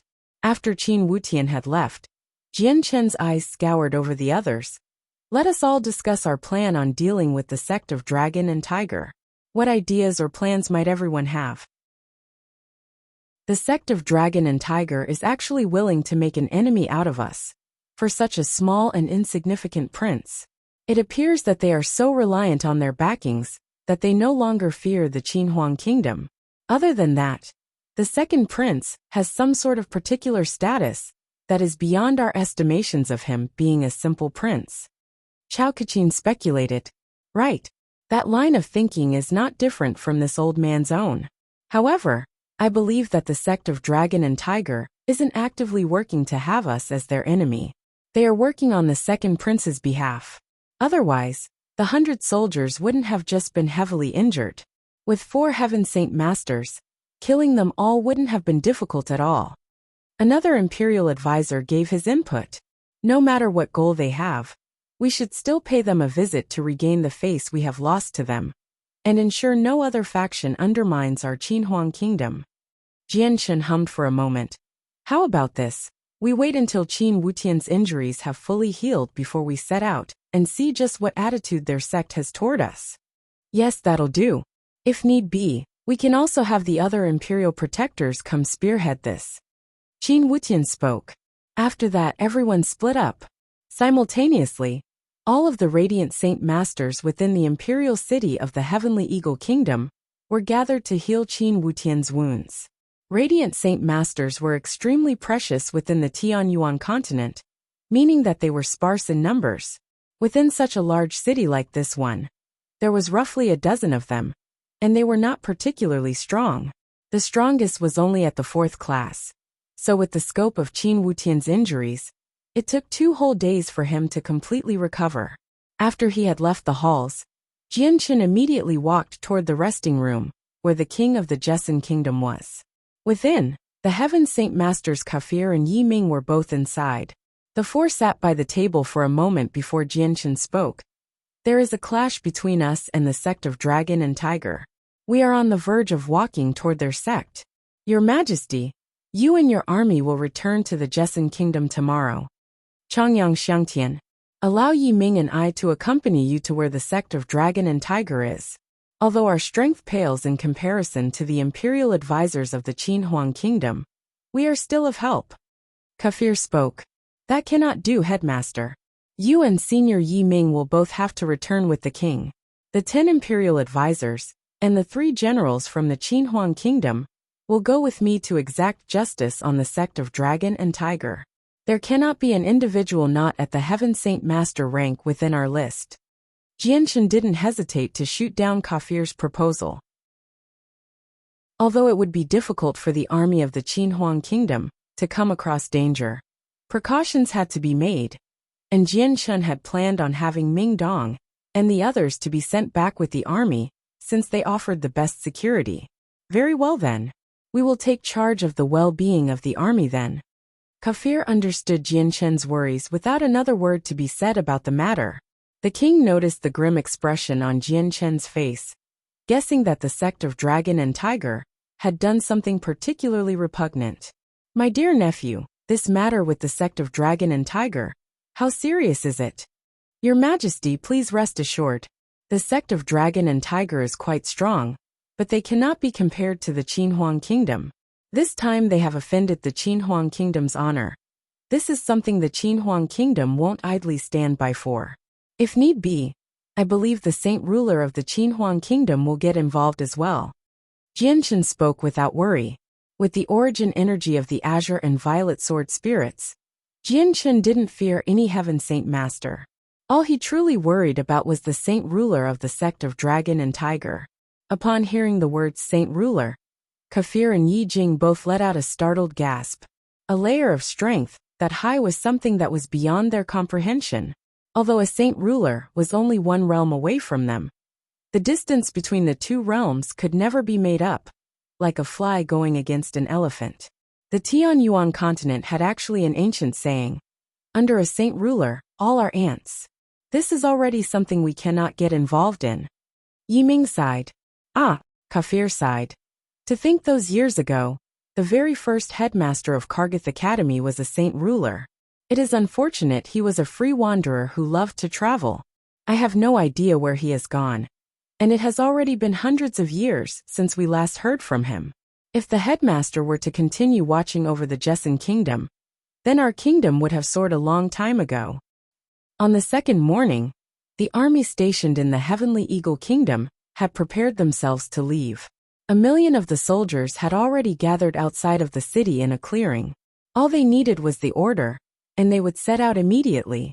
Jianshen, you must be careful. Ming Dong regarded Jianshen. He knew that Jianshen would be going with a group of people to deal with the sect of Dragon and Tiger, but he was especially worried for him. Jianshen chuckled. Why are you so grim? It is not like I won't return. Do not forget I represent the Qinhuang Kingdom. The sect of Dragon and Tiger will not dare to act against me. At this time, Yi took off one of the accessories she wore. Hesitating for a moment, she then personally handed it over to Jian Chun before speaking with a whisper. Changyang Xiangtian. This is the longevity lock my mother gave to me. It can bring peace to a person, and now, I give it to you in hopes that you will be protected. Yu Yu's face had gone red, but she was still able to wrap the longevity lock around Jian Chun's neck.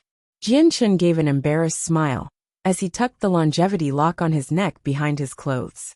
Feeling the warmth radiate from within the object, Jian Chun's heart felt at peace. This longevity lock, I will treasure it for sure. Jian Chun smiled gently to the princess as he pledged. This was the very first time he had been given something by a woman, and it was something to be worn very close as well. Xiang'er, finish your matter with the sect of Dragon and Tiger, and quickly come back. The restoration of the Changyang clan is nearly complete. You are an important figure to our clan. Without you, the Changyang clan will be unable to continue with the ceremonies. Changyang Ba spoke. I know, father. When my business with the sect of Dragon and Tiger is done, I will return. Jianchun replied. After bidding farewell to everyone, the Jessen Kingdom and the Qinhuang Kingdom's army departed. Aside from Jianchun, the generals, and the imperial advisors of the Qinhuang Kingdom, all of the others followed the army of the Qinhuang Kingdom back to the Jessen Kingdom. All that was left were 100 soldiers who would protect the treasury as the artisans continued to dismantle it. Jianchun watched the army leave before returning back to the imperial palace. However, the overly large palace was now empty without a single person to be seen, giving off the sense abandonment. Only the sounds of the tempered steel of the treasury could be heard being stripped from within, giving a small bit of life to the palace. On the next day, Qin Wutian's injuries were fully recovered by the Radiant Saint Masters. Not willing to stay much longer, the group immediately set out for the sect of Dragon and Tiger. The sect of Dragon and Tiger was situated on top of a large mountain relatively close to the Sunset Kingdom, but it was not a place where any country could define it as their own territory. The surrounding area wasn't under the jurisdiction of any kingdom and belonged solely to the sect of Dragon and Tiger. The sect of Dragon and Tiger had existed for 1,000 years at the very least, so their sect being located here was not a secret at all. Many people knew of this sect's existence, but only a small amount of individuals knew that the sect of Dragon and Tiger had a saint ruler as their strongest force of power. Although the sect of Dragon and Tiger had existed for many years, they were very strict in their standards for accepting disciples. Thus, they did not have many of them, not even 10,000 of them. However, among these numbers, each and every single one of them were gifted individuals who would spend years under the tutelage of a saint ruler. Because of that, the sect of Dragon and Tiger would produce one strong individual after another, leading to the sect's continuous rise in power instead of it weakening. Chapter 507. Might of a Saint Ruler 1. There was a total of 14 people with Jian Chun, as they traveled day in and night out. Finally, they arrived at the giant mountain where the sect of Dragon and Tiger was and descended down onto it. The leaders of the sect of Dragon and Tiger, come on out quickly now. After setting down, the general of the Eastern deity swords, Qin Wuming, immediately boomed. His voice traveled like the rumbling sounds of thunder throughout the mountains, echoing loudly through the world. Perhaps knowing that the Qinhuang Kingdom would come to start trouble, the sect of Dragon and Tiger had already made their preparations. As soon as Qin Wuming's voice boomed out, a dozen individuals could be seen flying forth before stopping 20 meters away from those from the Qinhuang Kingdom. There was a total of 16 people from the sect of Dragon and Tiger. Aside from the prior 10 people who had been in the Heavenly Eagle Kingdom, there was still another 6 men that were new. From those 6, there was a middle-aged couple, 2 middle-aged men, and another 2 elders who looked to be in their 70s. You all must be men from the Qinhuang Kingdom. A purple-robed elder cupped his hands as he spoke to them with an expressionless face. Correct. We are from the Qinhuang Kingdom, sect of Dragon and Tiger. Not only did several of your members take away a criminal we captured, but you even injured my son. What is the meaning of this? Could it be that you wish for an open war to take place between you and the Qinhuang Kingdom? Qin Wutian glared dangerously at the group of people from the sect of Dragon and Tiger. Sect of Dragon and Tiger, you must offer us compensation for this affair. Otherwise, our Qinhuang Kingdom and your sect will cross blades instead. Qin Wujian spoke in a low voice. Hearing the two men speak, the purple-robed elder gave a faint smile. If you two could please calm down. This one is the sect master of the sect of Dragon and Tiger, Chris. Pertaining to the event that happened several days ago, I know of it, but it was nothing more than a misunderstanding. What kind of a bullshit understanding is it? Sect of Dragon and Tiger, do not think you can shirk your responsibilities. Our men have been injured by your sect. Speak then, how should this matter be absolved? Qin Wujian spoke dangerously. Despite being in front of the mountain gates to the sect of Dragon and Tiger, he was not in the slightest bit afraid of them, since he had the forces of the Qinhuang Kingdom ready to support him from behind. Qin Wutian stepped forward with a sinister glare, directed toward the sect of Dragon and Tiger. There is still the second prince of the Heavenly Eagle Kingdom. This man is someone our imperial protector wishes to capture. Yet, your men still dared to steal him away. This is simply a clear example of not willing to work with our Qinhuang Kingdom. The sect master of the sect of Dragon and Tiger, Chris, did not grow angry. Instead, there was still a faint smile on his face. Our sect truly did offend your Qinhuang Kingdom several days ago. Therefore I, Chris, wish to apologize. However, this second prince has a special identity, since his mother is a member of our sect of Dragon and Tiger. So the second prince is considered to be a member of our sect, and not an outsider. As such, we naturally cannot allow your Qinhuang Kingdom to take him away. Chris spoke with a gentle voice, but the meaning within his words was loud and clear. As long as he or she was a member of the sect of Dragon and Tiger, the Qinhuang Kingdom would have no right to take him or her away. The second prince of the Heavenly Eagle Kingdom included. When the men from the Qinhuang Kingdom heard the implied meaning of what Chris had said, they all took on a rather hard look on their faces. Sectmaster Chris, what do you mean by your words? This time, it was Xiao Tian who spoke with unbridled anger in his voice. Haha, this one doesn't mean anything more. It is only that the second prince is of our sect. Our sect of Dragon and Tiger will naturally protect him. This matter, I hope everyone will not be too forceful on. Although our sect of Dragon and Tiger isn't of the same level as your Qinhuang Kingdom, we are not that easy to bully either. This one offers an apologies for the injuries inflicted several days ago. Seeing that your highness seems to have been fully healed, his injuries must not have been too grievous, meaning that it was not a big matter either. Chris spoke. Although his words were kind-sounding, he did not place any of the Qinhuang Kingdom in his eye. He only spoke several words of apologies that seemed to try and even out the situation where Qin Wutian had been injured. Your sect of Dragon and Tiger dreams quite grandiosely. How could the injuries of my brother be so trifling that it could be placated with words? Qin Wujian spoke angrily. Then what might your highness propose we should do? Chris asked Qin Wujian. Qin Wujian held up 2 fingers. 2 conditions. First, you will hand over the second prince. Second, whomever injured my brother, we want his arm cut off. Hearing this, the sect master Chris had a flash of coldness go through his eyes. The previously warm expression in his face had transformed into a sinister one as he suddenly spoke. Absolutely not. Chris was resolute on his decision and held no leeway for discussion. Jianshen snorted as he strode forth. Unyielding, he spoke. Then this means to say that there is no way we can compromise over this. Since it is like so, allow us to give our masterstroke here. Men of the Qinhuang Kingdom, your bullying ways are too much. You truly do not give our sect of Dragon and Tiger any options. The middle-aged man next to Chris spoke angrily. What bullying? It was you that first gave us trouble. If you did not provoke us, then we would have eaten our fill, and would have no quarrel to give with you. Qing Xiaofan retorted. There is nothing more that needs to be said about this.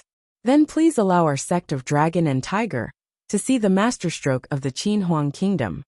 The other middle-aged man growled before drawing out his saint weapon to charge at one of the imperial advisors. Following the actions of the middle-aged men, the other individual of the sect of Dragon and Tiger immediately sprung into action as well. Both sides joined the fray, and in some time, practically 30 Heaven Saint Masters were fighting right in front of the gates to the sect of Dragon and Tiger. Huge waves of energy continued to burst wave after wave from both sides and destroy the surrounding area in the blink of an eye. The battle of the 30 Heaven Saint Masters was so strong that several of the surrounding giant trees were reduced to splinters, and the ground was littered with craters. As soon as the battle first started, a transparent barrier wordlessly appeared over the gates to the sect of Dragon and Tiger. It enveloped the entirety of the sect inside and prevented it from being targeted. This barrier seemed weak, but with the battle residue of 30 Heaven Saint Masters flying about, the barrier hadn't even wavered a bit. Inside the sect, several thousand disciples had been alarmed by the battle taking place outside.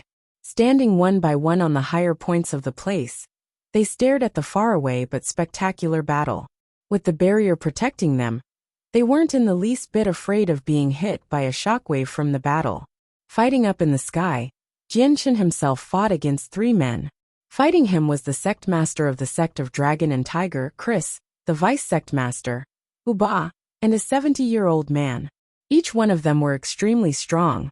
Hu Ba and the elder were both at the 5th cycle Heaven Saint Master strength, and Chris was a 6th cycle Heaven Saint Master. He had already reached the peak of the Heaven Saint Masters, and thus had a battle strength that was astounding. With him fighting against 3 people, Jianchen had decided to take it seriously. From the get-go, he had used the origin energy of the sword spirits, which was the thing he relied on the most. These 3 had taken the initiative to attack Jianchen. Hu Ba had clearly told the others of Jianchen's identity, warning both Chris and the other elder of the dangers of the origin energy. For that reason, they didn't dare to fight Jianchen directly. Instead, they had 2 people distract him, while the third would find an opportunity to strike at Jianchen from behind. Chapter 508. Might of a Saint Ruler 2. The sky flashed with a violet light as Jianchen maneuvered the azure and violet rays of light around his body. Because Jianchen was moving far too fast, the origin energy of the azure and violet sword spirits turned into a curtain of light that covered his body. Although Jianchen had lost his saint force, which resulted in him becoming several times slower than before, his muscles had been reinforced by the 3 wisps of chaotic force, strengthening his body. Even without the saint force supporting him, the power of his body had already boosted his speed to a considerable level. Despite Chris, Hu Ba, and the third trying to defeat Jianchen, they knew that they could not even touch the strange energy that Jianchen held in his hand.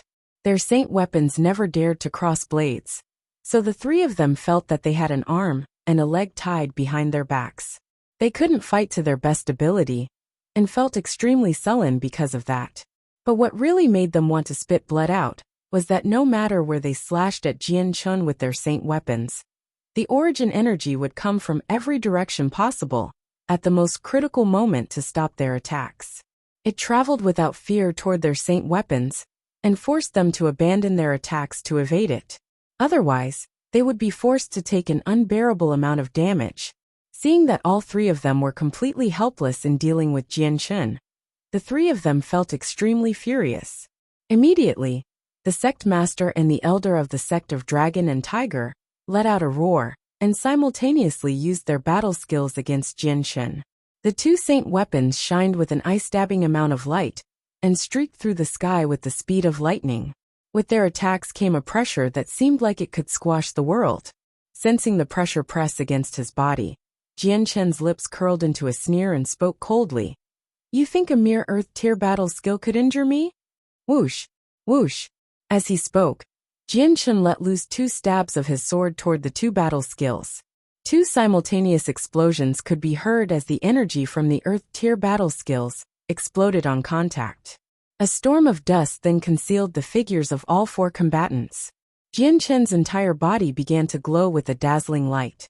At a thought, he began to bring the element of wind around his body and envelop himself within it, bringing about a squall of wind. With a flash of azure light, the gradual pickup of the wind element carried Jian Chen's body forward. In the blink of an eye, he had arrived right in front of Chris. With a brandish of his right hand, the origin energy in his began to lash out in a series of intricate sword slashes toward Chris. Chris' face blanched, and he immediately retreated backward to avoid going against Jian Chen. Right now, the other two fighters of the sect of Dragon and Tiger had been blown 10 meters away because of the fierce explosion. They wouldn't be able to get to Chris in time. Jian Chen knew this was an excellent time to pick them off one by one, so there was no way he would lose this chance. Immediately charging ahead, he chased after Chris without abandon. Although Chris was a 6th cycle Heaven Saint Master, he was not of the wind element, so his speed would not even be close to comparable with Jian Chen's. The distance between the two of them was quickly closed. In the blink of an eye, Jian Chen caught up to him. The entire sky was filled with the azure and violet light as it burst out from every part of Jian Chen's body, leaving no escape for Chris. Then allow me, Chris, to experience just how dangerous this mysterious power, Ba said is. Chris' eyes flashed dangerously. Without stepping back, he brought his sword down to stab at Jian Chen with all his might. Chris' giant sword stabbed toward the spot in front of him with an irresistible force, and without any bit of resistance. As his giant sword came close to Jian Chen's chest, there was a crisp sound of contact that occurred afterward. Ding! The origin energy of the sword spirits made contact with Chris' saint weapon, with the unfathomable sound of metal hitting metal. The origin energy had been fully condensed, and although it was not the same type of substance as a saint weapon, it was already as durable as steel. A moment after the sound rang out, Chris' face suddenly blanched before a mouthful of blood came spitting out from his lips. Although Chris was a 6th cycle Heaven Saint Master, the saint weapon was still intrinsically connected to its owner. If the saint weapon was hurt, then, no matter how strong the owner was, they would gain a proportional amount of damage. Even a saint ruler would be no exception. This power is indeed terrifying. Ba was correct, we cannot go head-to-head against him. Chris exclaimed to himself in astonishment. After personally witnessing the terrifying power of the origin energy, he now knew just how amazing it was. As that line of thought ran across Chris' mind, Jian Chen brought 2 more sword slashes down onto Chris' saint weapon before he could bring it back. Chris' body began to tremble violently as another 2 or 3 spurts of blood came flying out. His face became deathly pale as 3 new chips appeared on his sword, bringing his body to an even more injured state. Sect Master. Be careful, Sect Master. Seeing Chris injured, Ba and the other elder had let out identical cries of astonishment. Immediately flying forward with all their might, they tried to do their best to distract Jian Chen, so that Chris would not be further injured or killed. A damaged saint weapon would cause a grave amount of damage to the body. Chris' fighting ability had already been diminished to the point of being no concern. Since Jian Chen wasn't after Chris' life, he simply stopped fighting him. He changed his targets to Ba and the other 5th cycle Heaven Saint Master, and did his best to fight against them. The pressure on Jian Chen had noticeably decreased with 1 6th cycle Heaven Saint Master short in the battle. He was able to unleash an endless amount of refined sword moves one after another, by using the origin energy as his sword. With his attainments in the path of the sword, he quickly inflicted serious damage on both Ba and the other, causing them both to spit out blood.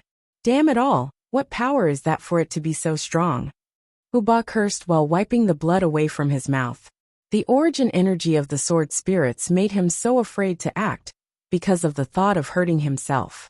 Despite the power in his body, he was completely unable and afraid of using it, which made him very sullen. Just at that moment, a tremendous amount of energy suddenly filled the air. In that instant, the clouds in the skies had begun to swirl, and the wind had transformed into a hissing gale that pierced the ears. Above everyone's heads, a black cloud had started to quickly form and blot out the surrounding sunlight and drain color away from the area. Heaven tier battle skill. Jianchen exclaimed in realization. Turning his head to look in a certain direction, he could see Qin Wuming, Qin Wutian, and Qin Wujian, all releasing their heaven-tier battle skills at the same time. The three battle skills were identical, so when they used them all at the same time, there was a sort of resonance between the three. They harmonized and made the power of the heaven-tier battle skill skyrocket. Don't think that you alone hold the monopoly on heaven-tier battle skills. Our sect of Dragon and Tiger are in no shortage of them either. An individual roared before a tremendous amount of power shot out from him, as he used his own heaven-tier battle skill. After this announcement, 3 other members from the sect of Dragon and Tiger used their own heaven-tier battle skills. Although the effect of their battle skills didn't achieve the same level of effect as the 3 generals, there was an advantage in numbers, which brought the overall power to a tie. Seeing this sight, Chris suddenly blanched before crying out, "No! Stop!" 7 heaven-tier battle skills would bring about a tremendous amount of energy whiplash, and could destroy the mountain quite easily.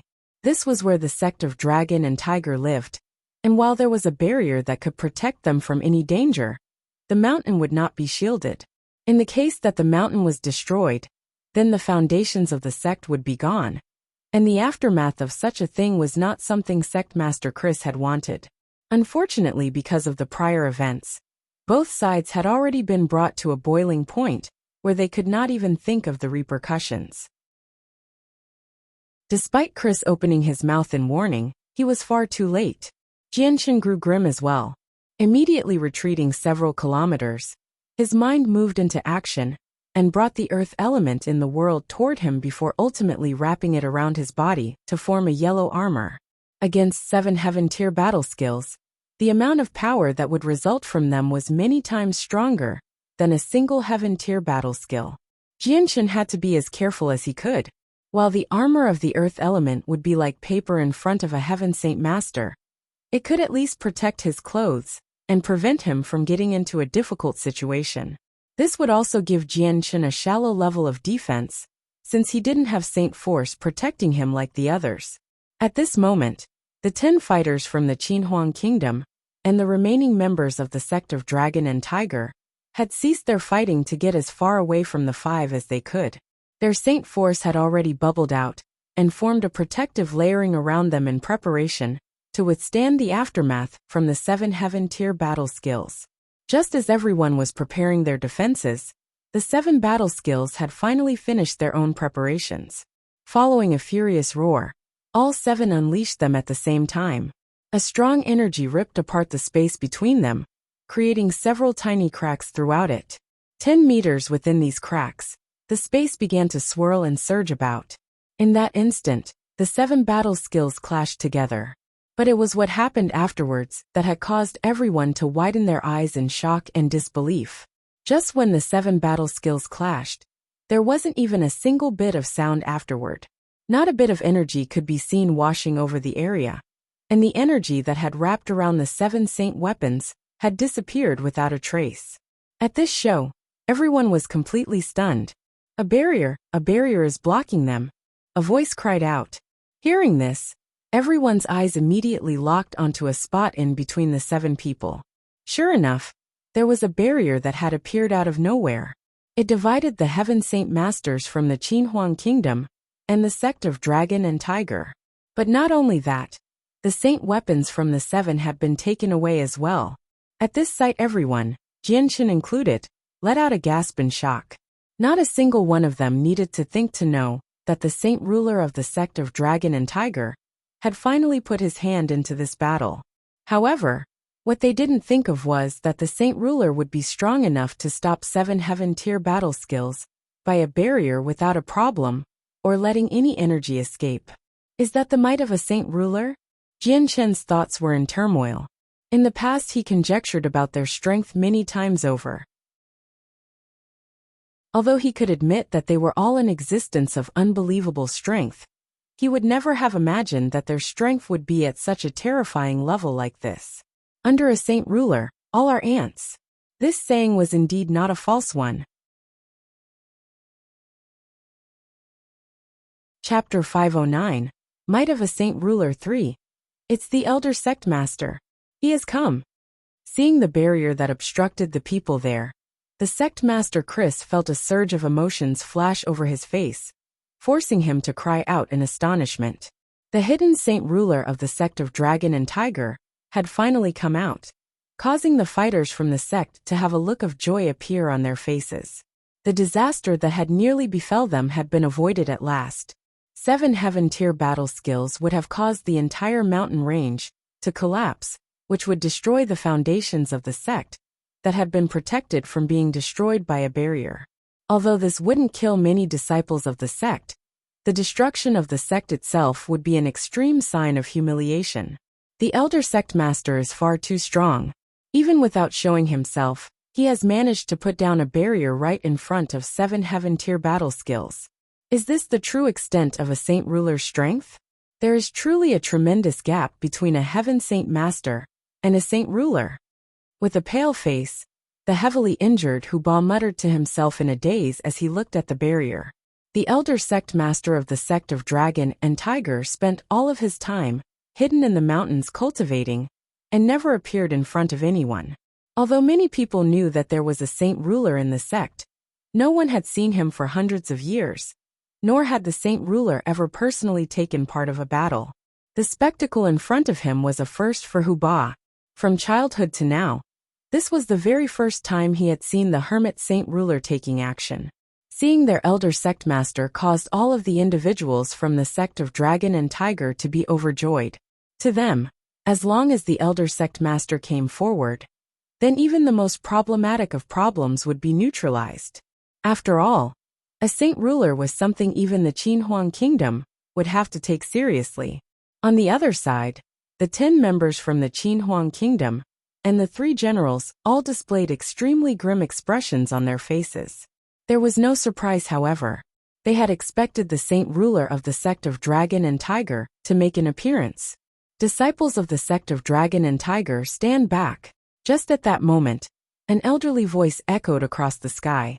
It was unknown just where this voice had come from, but it sounded calm despite the booming volume and echo. Yes, elder sect master. The heaven saint masters of the sect of Dragon and Tiger flew toward the interior of their sect as obediently as a baby. Chris, Huba, and Mozpen, you 3 stay here. The elder sect master's voice could be heard once more as he called out for those 3 individuals. Hearing this, the 3 that had been called were stunned. Their feet immediately halted as they stood in place without another sound. Not even a question was asked. The vice sect leader Huba had been extremely moved. He had not thought that the elder sect master would unexpectedly know his name. To him, the elder sect master knowing his name was an extremely glorious honor. Everyone from the Qinhuang kingdom stood still without a sound. Against a saint ruler, they all felt as if their movements and actions were limited. It was no longer as easy as it was when they were fighting against the heaven saint masters. When Jianchen personally saw that the 3 people he had been fighting with were told to remain, his heart began to drop. He was already realizing that the situation was taking a turn for the worst. These 3 men that had been told to stay behind were the ones who had their saint weapons chipped by the origin energy and were heavily injured. If the saint ruler had told them to remain behind, could he plan to support them? Quickly, the 10 individuals from the sect of Dragon and Tiger retreated into the sect. They were behind the barrier of the sect, where they could continue observing. At this moment, the saint ruler's voice could be heard once more. Men from the Qinhuang kingdom. In spite of everything, you've decided to take action against my sect of Dragon and Tiger. Did you take my sect to be that easy to bully? As he spoke, the kindly voice he has used before transformed to gain a hint of steel. Senior of the sect of Dragon and Tiger, this business was started because of your sect. If we were to ignore the matter with the Heavenly Eagle Kingdom, there is still the matter that happened several days ago. Our orders were to arrest a criminal from the Heavenly Eagle Kingdom and escort him back to us. But along the way, the individuals from your sect of Dragon and Tiger ambushed us. Not only was the criminal rescued away from our Qinhuang Kingdom, your people also inflicted serious injuries upon my son. I would like to invite Senior to come speak to us about this. Qin Wuming spoke righteously. Nonsense. What criminal of the Qinhuang Kingdom? the second prince of the Heavenly Eagle Kingdom, is one with our sect of Dragon and Tiger. How could he be sent away like a criminal to your esteemed Qinhuang Kingdom? The Heavenly Eagle Kingdom had already been given to our sect to govern and became our territory to uphold. Likewise, if we were to ignore that your Qinhuang Kingdom were trying to seize the territory of ours, you still wish to capture one of our own men. What reason is there for that? The vice-sect leader Huba roared. Xiao Tian sneered. Since when did the second prince of the Heavenly Eagle Kingdom become one of yours? According to what we know, the Heavenly Eagle Kingdom has nothing to do with the sect of Dragon and Tiger. Correct, Carlo is the second prince of the Heavenly Eagle Kingdom, but his mother is the great-granddaughter of the sect master Chris. Thus, Carlo is considered to be a direct descendant of our sect of Dragon and Tiger. He is no outsider. As for the Heavenly Eagle Kingdom, the king of the kingdom had decided to give it to our sect of Dragon and Tiger for a long time ago, making that territory ours. This time it was Mo's pen that spoke. Despite his heavy injuries, his voice was still as exuberant as ever. Soon, the two sides descended into an argumentative clamor before the saint ruler finally spoke. Enough, no more squabbling. At a word, both the sect of Dragon and Tiger and the Qinhuang Kingdom obediently closed their mouths. They dared to speak reason to the saint ruler, but not to go against him. The saint ruler began to speak. The second prince of the Heavenly Eagle Kingdom is a member of our sect of Dragon and Tiger. For such a small reason, we cannot hand him over to your Qinhuang Kingdom. Men from the Qinhuang Kingdom, you have squabbled and you have fought. This business ends here. To make amends for the injuries inflicted upon you by our sect of Dragon and Tiger, we shall offer you the Heavenly Eagle Kingdom. Now you may all leave. Hearing this, everyone from the Qinhuang Kingdom revealed ugly looks on their faces. While the saint ruler's words could be considered to sound kind, his way of doing things was hegemonic in nature. Not only was he protecting the second prince, he was also shifting the responsibilities of the sect of Dragon and Tiger completely. The Heavenly Eagle Kingdom was already considered part of the Qinhuang Kingdom, so gifting it or not made no difference. Unless the sect of Dragon and Tiger was willing to fight the Qinhuang Kingdom for territory? The still-hidden saint ruler spoke again after that. Now that the business between the Qinhuang Kingdom and the sect of Dragon and Tiger is settled, there is still the problem of what happened to Chris and the other two. Their saint weapons were damaged, and although it can be healed, their vital energy has been injured as well. The youngster who damaged them 3. It is time you offer your compense to my sect of Dragon and Tiger. Jianchen growled furiously. I had no idea that Senior would deal in such a manner like this. The men from the Qinhuang Kingdom all blanched. Jianchen was the imperial protector of the Qinhuang Kingdom, but he had injured the 3 experts from the sect of Dragon and Tiger. To demand that the Grand Imperial Protector of the Qinhuang Kingdom give compensation was simply a slap in the face to the Qinhuang Kingdom. Humph! A mere heaven saint master dares speak back to me. Unknowingly, the hidden saint ruler suddenly grew furious. At his words, a transparent barrier suddenly appeared around Jianchen's body, trapping him inside like a prisoner. This barrier was personally created by a saint ruler, and was far stronger than the barriers Jianchen had seen used by the influential clan members back in the gathering of the mercenaries in Mercenary City. Even if a Heaven Saint Master were to use a Heaven Tier battle skill, it wouldn't be able to break apart this seemingly weak barrier. Seeing that Jianchen had been trapped by the Saint Ruler, everyone from the Qinhuang Kingdom grew indignant. Xiao Tian himself immediately shouted, Senior, what is the meaning of this? Could it be that you wish to make our Qinhuang Kingdom an enemy? Your sect of Dragon and Tiger is too savage. Do you wish to start a war? Everyone from the Qinhuang Kingdom felt indignant at this injustice. Each one of them was extremely angry at the Saint Ruler's conduct. If not for the fact that they were up against a Saint Ruler, they would have leaped into action a long time ago. Jianchen was angry as well. Although he was extremely afraid of the strength of a Saint Ruler, he was not such a man that would bow and scrape his head when bullied. Using the origin energy of the sword spirits, he began to stab at the barrier without any hesitation. Jianchen wasn't certain if the origin energy would be enough to break through the barrier that a saint ruler had personally put down, but now was fortunately a good time to test it out. Bo! Just as the origin energy stabbed into the barrier, there was a light sound as the barrier surrounding Jianchen completely shattered. The barrier that had been strong enough to withstand 7 heaven-tier battle skills seemed like a balloon popped with a needle in front of Jianchen.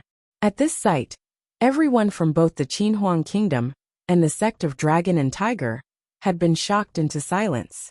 Each one of them had a look of sheer disbelief on their faces. The still-hidden saint ruler had let out a surprised cry. He was clearly astonished that Jianchen was able to pierce through the barrier he had put down. The entire place was quiet for some time, before the saint ruler finally spoke once more. "Youngster, what power is that you have? Tell me how you obtained such a power, and this old man will let you go." The origin energy of the azure and violet sword spirits caused even the saint ruler to covet it. "Don't think that I would tell you," Jianchen replied without hesitation. "You seek death." The saint ruler was furious. The entire horizon seemed to surge with energy, as a tremendous amount of pressure came forth from the sect of Dragon and Tiger toward Jianchen. Seeing that the saint ruler was about to make a move, Xiao Tian's face drained of color before hurriedly shouting, "Halt! That is the imperial protector of the Qinhuang Kingdom. Do you think that you could act toward an imperial protector with success?" The pressure in the sky quickly disappeared, and the surge of energy on the horizon just as quickly calmed down as well. Xiao Tian's words had stopped the saint ruler from doing anything to Jianchen. An imperial protector of the Qinhuang Kingdom was in particularly quite special. The saint ruler of the sect of Dragon and Tiger himself could not just injure one without reason.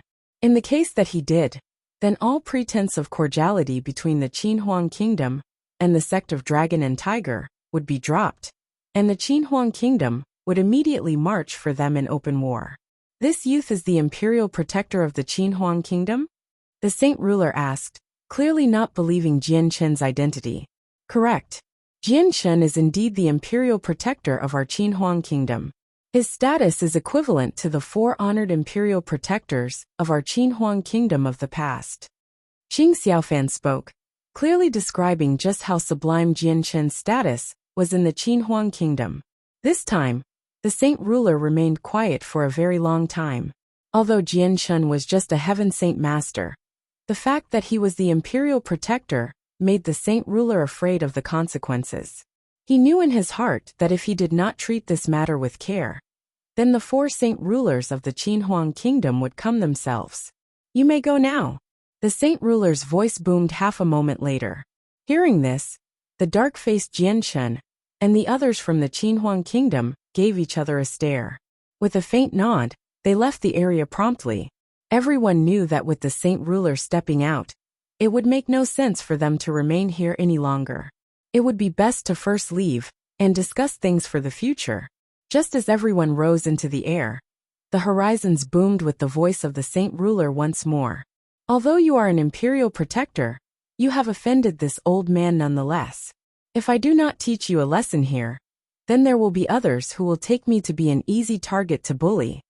The space behind Jianchen's body suddenly began to surge and twist violently within itself. A tremendous amount of energy came spiraling out from the space and slammed ruthlessly into Jianchen's back. Chapter 510. Heavy damages. Just as everyone rose into the air, the horizons boomed with the voice of the saint ruler once more. "Although you are an imperial protector, you have offended this old man nonetheless. If I do not teach you a lesson here, then there will be others who will take me to be an easy target to bully." The space behind Jianchen's body suddenly began to surge and twist violently within itself. A tremendous amount of energy came spiraling out from the space and slammed ruthlessly into Jianchen's back. Although Jianchen had felt something coming toward his back, he was not able to do anything to dodge because the space around him had frozen for a moment. His body was stuck rigidly in place and was powerless to move in any direction. PFFF. Feeling an extremely large amount of energy slam into his back, Jianchen spat out a large mouthful of blood and grew extremely pale in the face. The space that had frozen around him disappeared and returned to normal. Jian Chen's body flew forward like a bullet from the impact. 500 meters away, he crashed into a nearby mountain peak. The entire area shattered, leaving Jian Chen in a hole for him to sink into. Experiencing this fierce impact, the entire mountain shook for a moment and emphasized just how strong of blow it had been. Imperial Protector, the 10 imperial advisors, and the 3 generals from the Qin Huang Kingdom cried out before flying toward that mountain. It was Xiao Tian that went to where Jian Chen had fallen and supported him back up from the hole. At this moment, Jian Chen's entire body hung on Xiao Tian's. Even standing was not a simple task for him at the time. His face was as pale as paper without any blood, and streams of blood had poured out from his mouth without stopping. The top part of his clothes had disappeared as if vaporized by the explosion. Not even a strip of cloth could be seen, leaving the entire part of his body bare. The injured part of Jian Chen's back was a mangled mess without any unbroken skin left to be seen. It was a dreadful wound that had ripped at his internal organs. Even his bones and blood vessels had been split. The strike of a saint ruler was capable of tearing apart space. Even if Jian Chen's body was tempered with the chaotic force, it would be the same as tofu in front of the saint ruler. Imperial Protector, are you okay? Take this radiant spirit pill. Qin Wuming immediately took out a radiant spirit pill from his space ring and administered it to Jian Chen in concern. Although a radiant spirit pill was by far not enough to heal Jian Chen's wounds, it would at least temporarily stabilize his wounds and prevent them from getting any worse. Jian Chen gave several harsh coughs while spitting out several particles of parts from his body out from his mouth. Not only was the ground dyed red with blood, it had several bits of the ruptured parts of his internal organs. Jian Chen slowly opened his eyes to look at Xiao Tian, who was supporting him. Powerlessly, he sat down on a giant boulder and gasped for air. His entire body was devoid of strength for the time being, because of the serious injuries. If his throat were to have something clogged in it, he would be powerless to say a word. Seeing that Jian Chen had been seriously injured by the saint ruler of the sect of Dragon and Tiger, everyone from the Qin Huang Kingdom grew extremely dark in the face. A chilling glare could be seen as a fierce killing intent radiated from their eyes. Although they and Jian Chen had not yet reached an extremely personal level, Jian Chen was an imperial protector of the Qin Huang Kingdom. He represented the face of the Qin Huang Kingdom. For the saint ruler to inflict such a wound onto him, this was akin to having him ruthlessly slap the Qin Huang Kingdom in the face without any regards. The saint ruler of the sect of Dragon and Tiger is far too unruly. This business can absolutely not be let go like this. Qin Wutian snarled, fury emerging from his body. We will ensure that the sect of Dragon and Tiger will pay a price for this. Let us return to the Qin Huang Kingdom to report this to the esteemed 4 imperial protectors. This concerns the face of our Qin Huang Kingdom and the millennia worth of reputation we have built up. Our imperial protectors will not sit idly for this. Qin Xiaofan spoke. Indeed, we must have the imperial protectors come on over. If we do not take back the prestige we lost, then our Qin Huang Kingdom will have none left to remain on the Tianyuan continent, let alone remain as one of the strongest 8. Qin Wujian growled. Although the sect of Dragon and Tiger was very far away, everyone was extremely angry. None of them were afraid that the saint ruler of the sect of Dragon and Tiger would hear them. Qin Wuming spoke. We should leave this area first and discuss our next course of action on the road. Yes, let's leave this place first. The wounds of the imperial protector are very heavy. He can't even rush down the roads. We must carry him. Xiao Tian spoke. Shortly afterward, Xiao Tian held up the injured Jian Chen and had the energy of the world surround him as they brought him into the air. As everyone was worried about the saint ruler attacking again, they surrounded him as they left. They all knew that Jian Chen was an extremely important figure to the Qin Huang Kingdom. This was a future saint ruler, so his well-being was extremely crucial. 2 days later, everyone finally returned to the imperial palace of the Heavenly Eagle Kingdom. Although they had left days ago, the imperial palace was still extremely quiet. Only the sounds of the artisans working on the treasury could be heard. Without the express approval from the Qinhuang kingdom, no person or power would dare enter the imperial palace. Within the imperial palace, Xiao Tian escorted Jianchen into a room to rest. Jianchen lay powerlessly on the bed, and the rest of the individuals from the Qinhuang kingdom stood on the other side with a grave expression. I will be using a secret art to heal myself. Please see yourself out. Do not disturb me while I am healing myself. Jianchen spoke weakly. All 13 of the Heaven Saint Masters bowed out from the room to allow Jianchen to rest by himself in the secluded room. Withdrawing from Jianchen's room, the 13 Heaven Saint Masters all sat down in front of a circular table. Solomon thought. Qin Wuming suddenly spoke out. Qing Xiaofan, you're a wind-attributed cultivator and faster than the rest of us. Head on back to the Qinhuang kingdom and report to the imperial protectors what happened. No matter why, we must get back the honor we have lost. No problem. Since there's no time to lose, I'll leave right away. With that, Qing Xiaofan stood up to leave. Hold on. Qin Wuming took out a map from his space ring to give to Qing Xiaofan. The closest kingdom with a space gate near us is the Dazhou kingdom. I've marked their location on the map. Go to their kingdom and borrow their space gate to get back. Qing Xiaofan took the map and observed it for a while before putting it away and leaving the palace. After Qing Xiaofan left, Qin Wuming's eyes looked around the place before sighing. Now we will have to wait here for any more information. The Saint Ruler is someone we alone cannot go against. We must await news from the imperial protectors. Afterward, the 12 Heaven Saint Masters remained within the imperial palace. However, no one dared disturb Jianchen while he healed. He had the entire palace hall to recover in while the other 12 looked for their own palace halls to reside in around the entire place. In his room, Jianchen remained weakly on the bed. After he felt the 12 Heaven Saint Masters leave, he finally began to make use of his mind to gather all of the Radiant Saint force in the world to begin his recovery. Jianchen was at the equivalent level of a 6th-class Radiant Saint Master, so his ability to control the Radiant Saint force was far stronger than before. In a moment, a condensed milky white ball of Radiant Saint force appeared in the room. The entire room was basked in its light. To the human eye, it was a dazzling glow of light that was soft to the sight, not hurtful.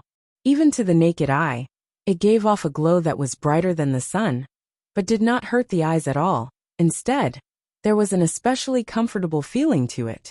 On the bed, Jianchen was already completely basked in the Radiant Saint force. He could see the Radiant Saint force around him traveling within his body at a lightning-quick speed. His body was a bottomless pit, or a sponge that absorbed all of the Radiant Saint force without pause. Under the treatment of the Radiant Saint force, Jianchen's injuries began to heal and recover at a rapid rate. The cracks over his skin and the injured internal organs in his body slowly began to recover. Even the fractured bones and blood vessels regrow at a rate that even the human eye could see.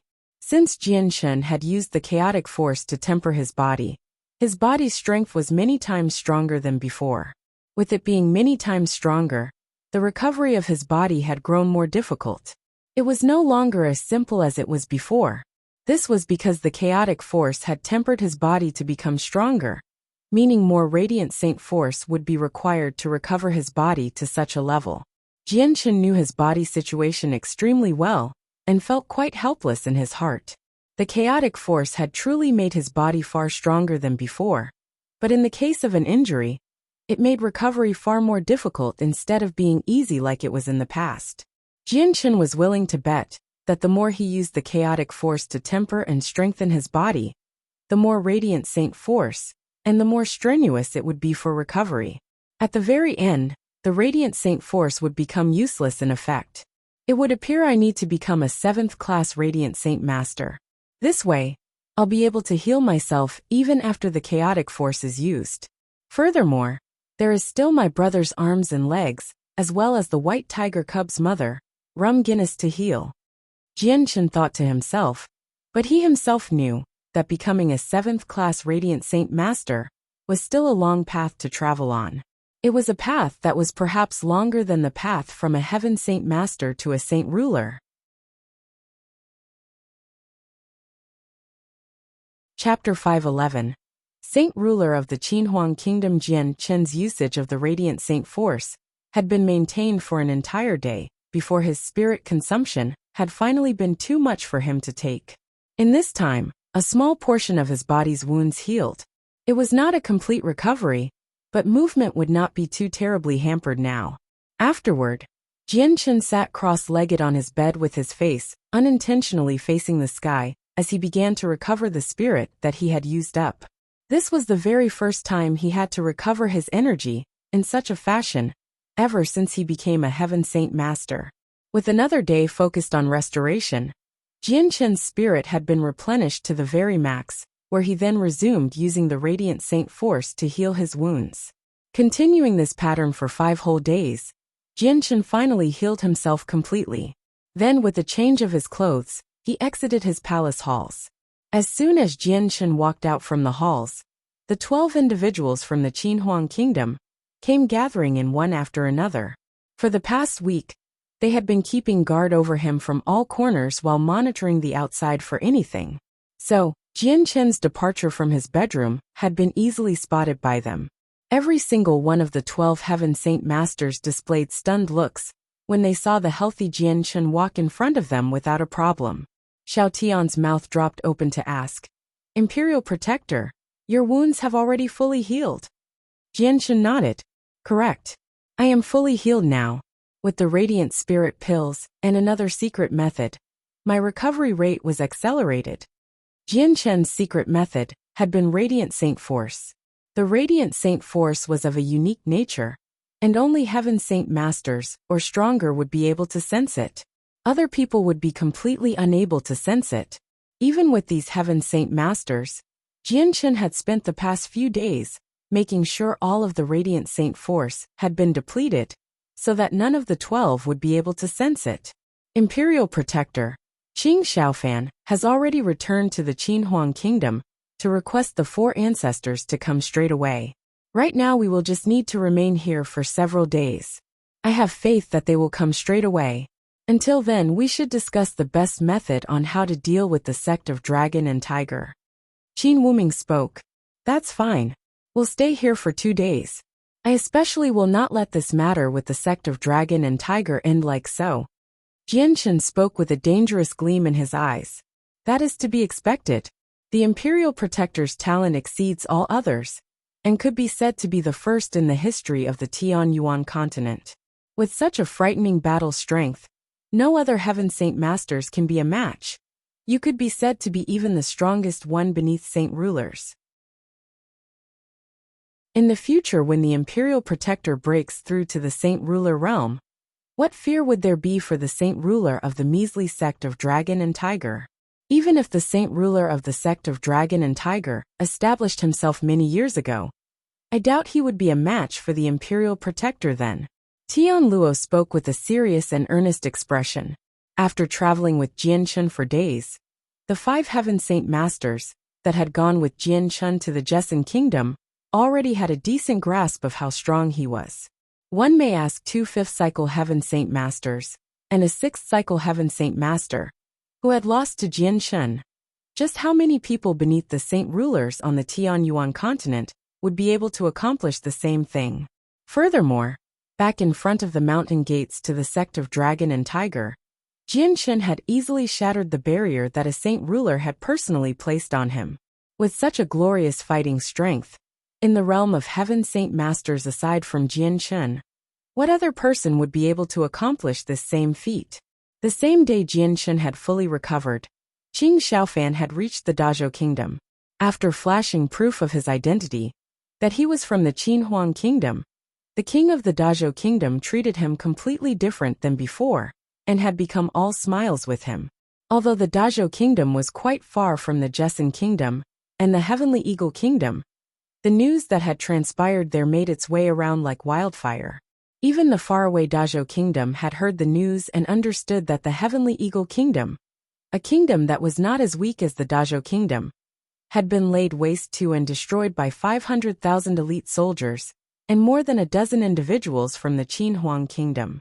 This had allowed even the commoners of the continent to see the terrifying might of one of the 8 great powers. When they learned that Qing Xiaofan was an imperial advisor for the Qin Huang kingdom and wished to use the space gate to return to the Qin Huang kingdom, the king of the Dazhou kingdom no longer held any doubts to his identity. He didn't even need proof that Qing Xiaofan was who he said he was before allowing him to pass through their space gate to the Qin Huang kingdom without any problems. After returning to the Qin Huang kingdom, Qing Xiaofan ran like the wind and lightning back to the imperial palace, where the Qin Heaven Palace was. There was a total of 5 Qin Heaven Palaces in the imperial palace of the Qin Huang kingdom. Each one was dedicated specifically for an imperial protector to use. They were the 5 palaces that held the most power in the imperial palace. And even the palace of the king of the Qin Huang kingdom was incomparable. Qing Xiaofan arrived in front of one of the Qin Heaven Palace and was immediately stopped by one of the guards standing guard there. "Please halt here, imperial advisor. Without the permission of the honored imperial protector, no one may enter." The imperial guard spoke politely to Qing Xiaofan. Qing Xiaofan nodded his head. "If I may trouble you to ask the honored imperial protector, Qing Xiaofan has a matter of extreme importance to report. This matter relates to the honor of our Qin Huang kingdom and the imperial protector Jianshen." Hearing this, the imperial guard knew that this matter was of critical importance. Solemnly he replied, "Please wait here, imperial advisor. This humble officer will immediately report to the honored imperial protector." With that, the imperial guard captain personally ran into the palace. Rapidly, the captain came running back out from the Qin Heaven Palace and spoke to Qing Xiaofan. "Imperial advisor, please enter." With a bow, Qing Xiaofan sucked in a deep breath and tidied up his own clothes before striding into the Qin Heaven Palace. "By the request of the honored imperial protector, please follow this slave servant, imperial advisor Qing Xiaofan." As soon as Qing Xiaofan entered the palace halls, a maid called out to him to follow her. Not long after, the two came to a stop outside of a room. The doors to the room were closed shut, and the maid made no efforts to open them. Merely standing outside of them, she spoke respectfully. "A report for the honored imperial protector, the imperial advisor Qing Xiaofan, has been brought. You may leave." A gentle but ample voice called out from within the room. From the voice, one could just barely make out the fact that this speaker was a middle-aged man. "Yes, this slave servant will now depart." The maid bowed before the door and left the area with light footsteps. Qing Xiaofan wishes to pay his respects to the honored imperial protector. After the maid had left, Qing Xiaofan immediately bowed ritualistically to the doors respectfully. Behind these doors, there was a hermit at the level of a saint ruler, an entity that was essentially a paramount. "Qing Xiaofan, you have a matter to report." The man was still speaking quite gently, giving a warm and cordial sense. Compared to the saint ruler of the sect of Dragon and Tiger, it was completely different. "Honored imperial protector, the matters is as it stands." After making his opening statement, Qing Xiaofan spoke in great detail of what had happened. He made sure to emphasize the rampant matters of the sect of Dragon and Tiger, and how they did not place the Qin Huang kingdom in their eyes at all. It was hard to hide the fury in his eyes. And at last, Qing Xiaofan spoke of how the saint ruler had clearly known and acknowledged that Jian Chun was an imperial protector of the Qin Huang kingdom, and had still inflicted a serious wound onto him. Even the imperial protector in the room felt quite indignant after listening to Qing Xiaofan's story. The sect of Dragon and Tiger knew that Jian Chun was an imperial protector for our Qin Huang kingdom, and still dared to attack him. "This is simply an act against our Qin Huang kingdom. Qing Xiaofan, you acted appropriately. We of the Qin Huang kingdom must protect the millennia of honor our country has built up. We will simply not allow anyone to challenge or make an enemy of our Qin Huang kingdom. You may leave first. I will go discuss with the other 3.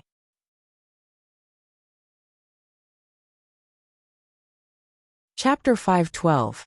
The personal arrival of a saint ruler.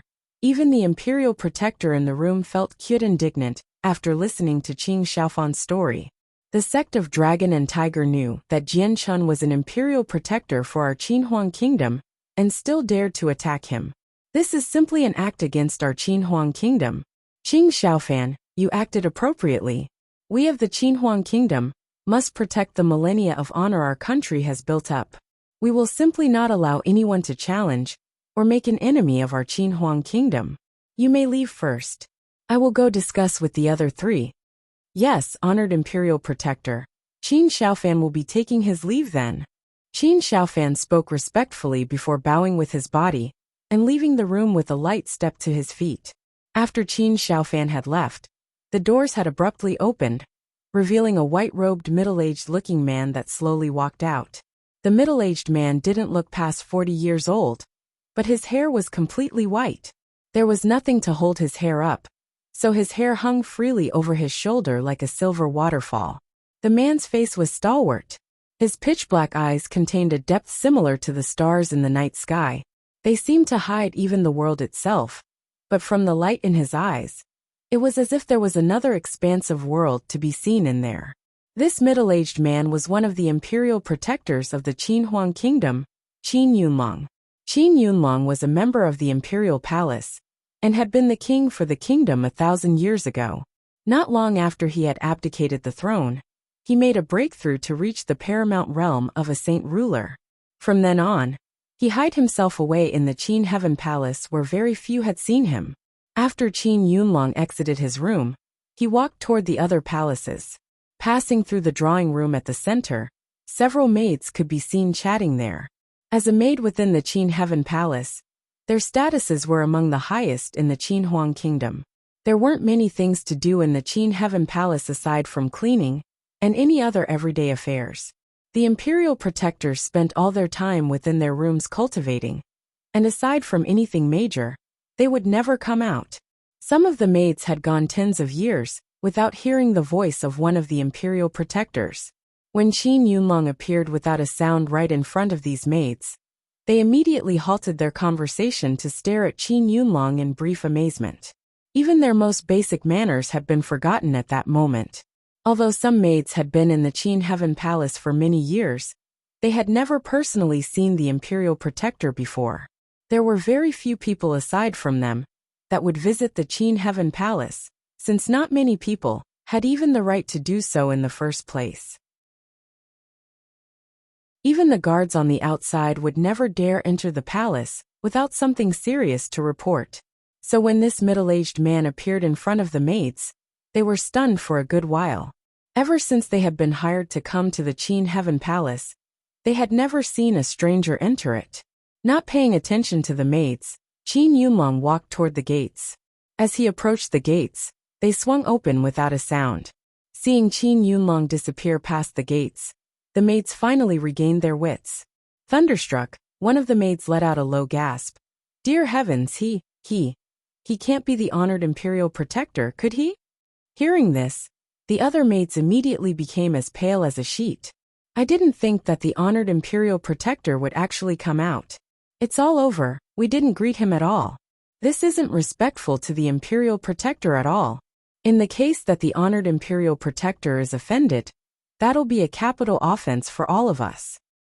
Outside the Qin Heaven Palace, the imperial guards standing watch at the gates saw Qin Yunlong and were stunned as well.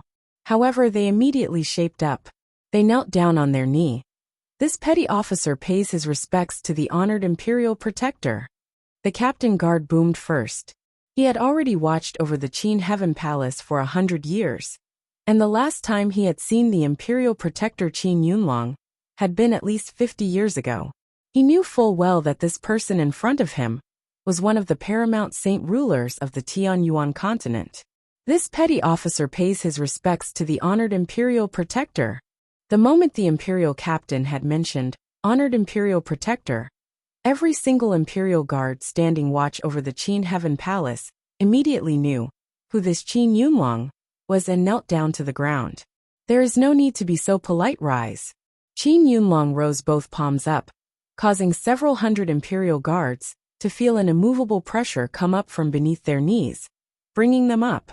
Qin Yunlong traveled through the imperial palace, and with each step he took, he traveled a few dozen meters. In a flash, he arrived at the other Qin Heaven Palace. When he entered the Qin Heaven Palace, 3 elders had already gathered at a table. These 3 elders all had their hair tied up in a crane style. And aside from this, they were not that unordinary looking. Each one of them was extremely common in appearance, just like an ordinary elderly man. On the side, there were several maids trembling in fear as they poured tea. Qin Yunlong didn't even greet anyone there. He instead walked straight to his magnificent throne at the table. "Elder Qin, what matter did you call us 3 here for?" One of the elders spoke. His voice was quite high-pitched, as if he was speaking from a horn. Qin Yunlong thought for a moment before speaking. "It primarily pertains to Jianshen."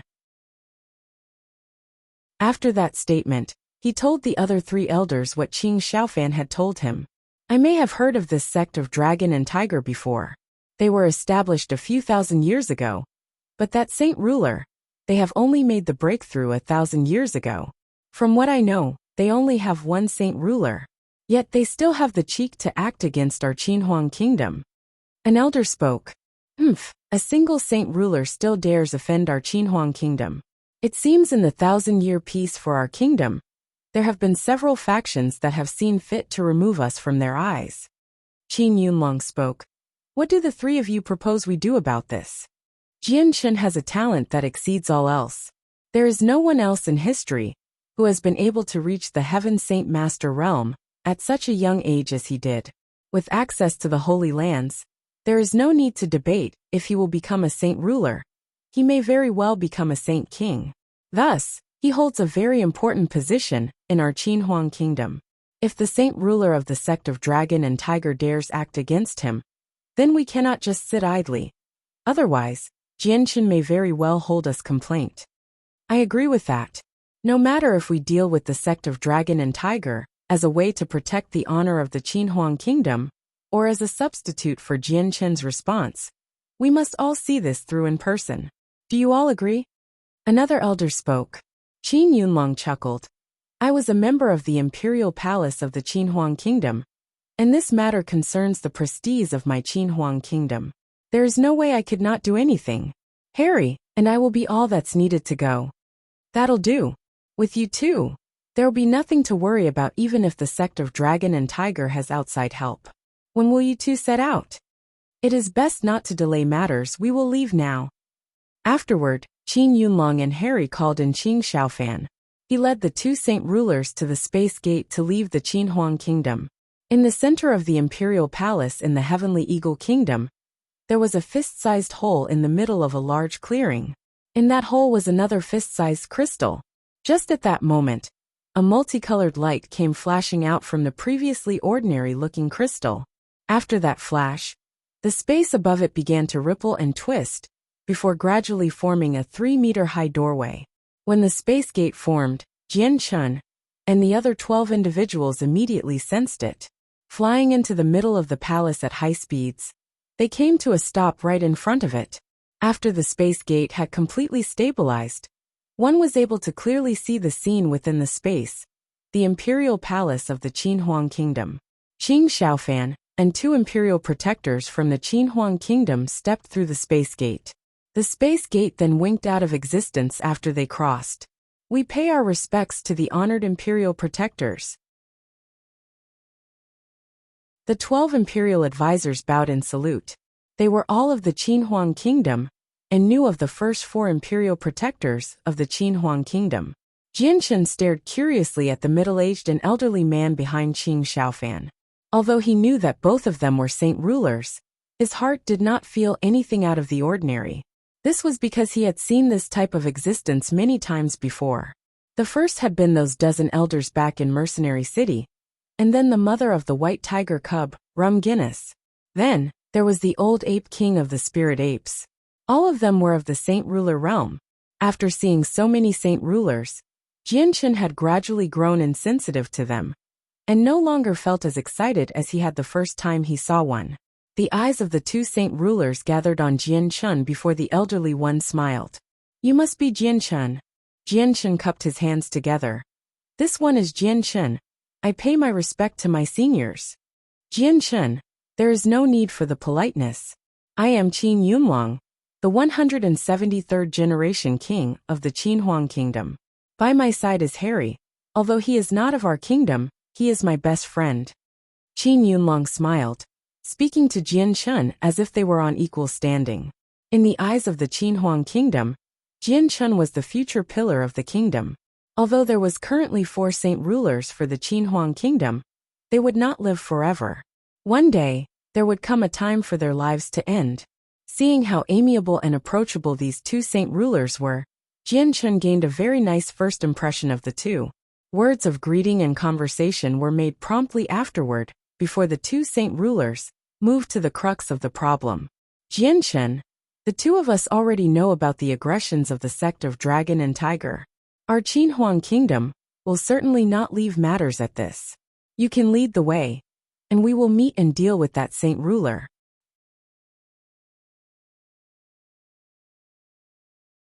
Chapter 5:13.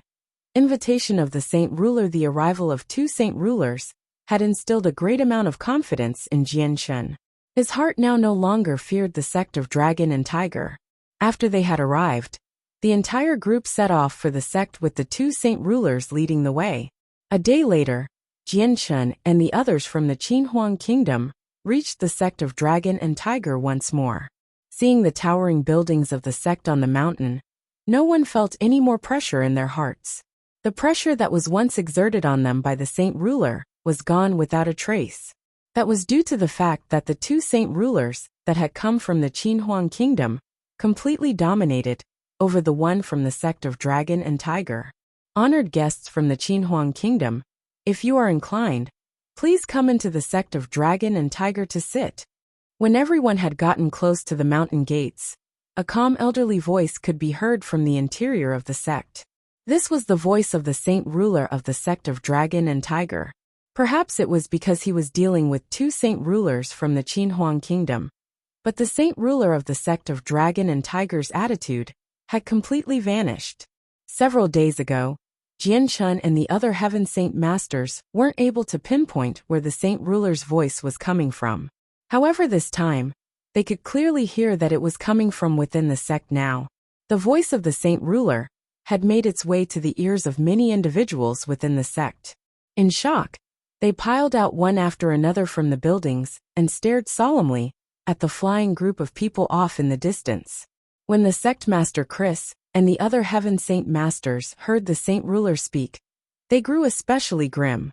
They knew that if the saint ruler called someone honored guests, then that meant they were of equal standings with him. Plus, there were 2 of them, which meant the pressure they felt had multiplied greatly. Qin Yunlong gave a cold smile as he stared deeply at the sect of Dragon and Tiger.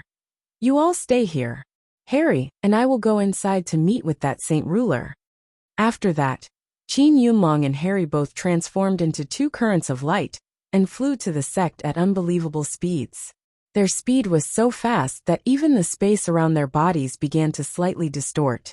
In that split moment, the 2 figures of the saint rulers from the Qin Huang kingdom disappeared from Jian Chun's sight. Their speed had been so fast that even Jian Chun had been astonished. Jian Chun and the others stared anxiously at the encampment where the sect was. How do you think the 2 honored imperial protectors will deal with this situation? Xiao Tian asked. That doesn't even need to be said. The sect of Dragon and Tiger may be a major sect on the continent, but they only have a single saint ruler. How could they be a match for our Qin Huang kingdom? The honor of our kingdom cannot be so easily violated. So I can see that if the sect of Dragon and Tiger wishes to get by this peacefully, they have no other choice but to pay a hefty price. One of the imperial advisors spoke. Correct. Now that 2 imperial protectors have personally arrived, the saint ruler of the sect of Dragon and Tiger wouldn't dare keep the same attitude he had several days back, or else the sect of Dragon and Tiger will be razed down to the ground today. I would look forward to that.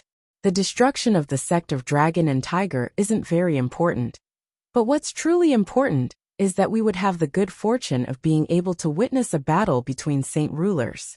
I have lived for many years, but I have never seen a battle between saint rulers before.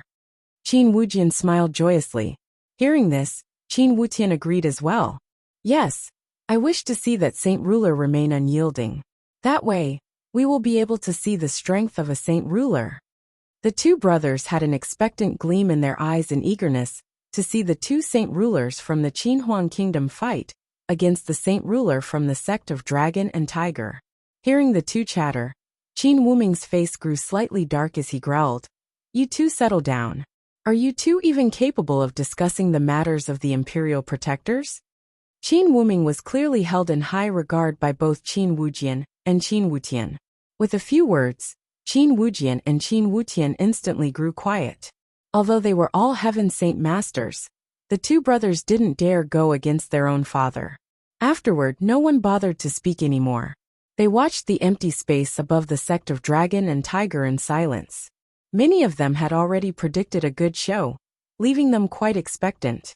In this quiet moment, time seemed to have gone by in rapid succession. Unknowingly, a candle wick's worth of time had passed by, but there had been no explosion or sounds of battle to be seen or heard from the interior of the sect.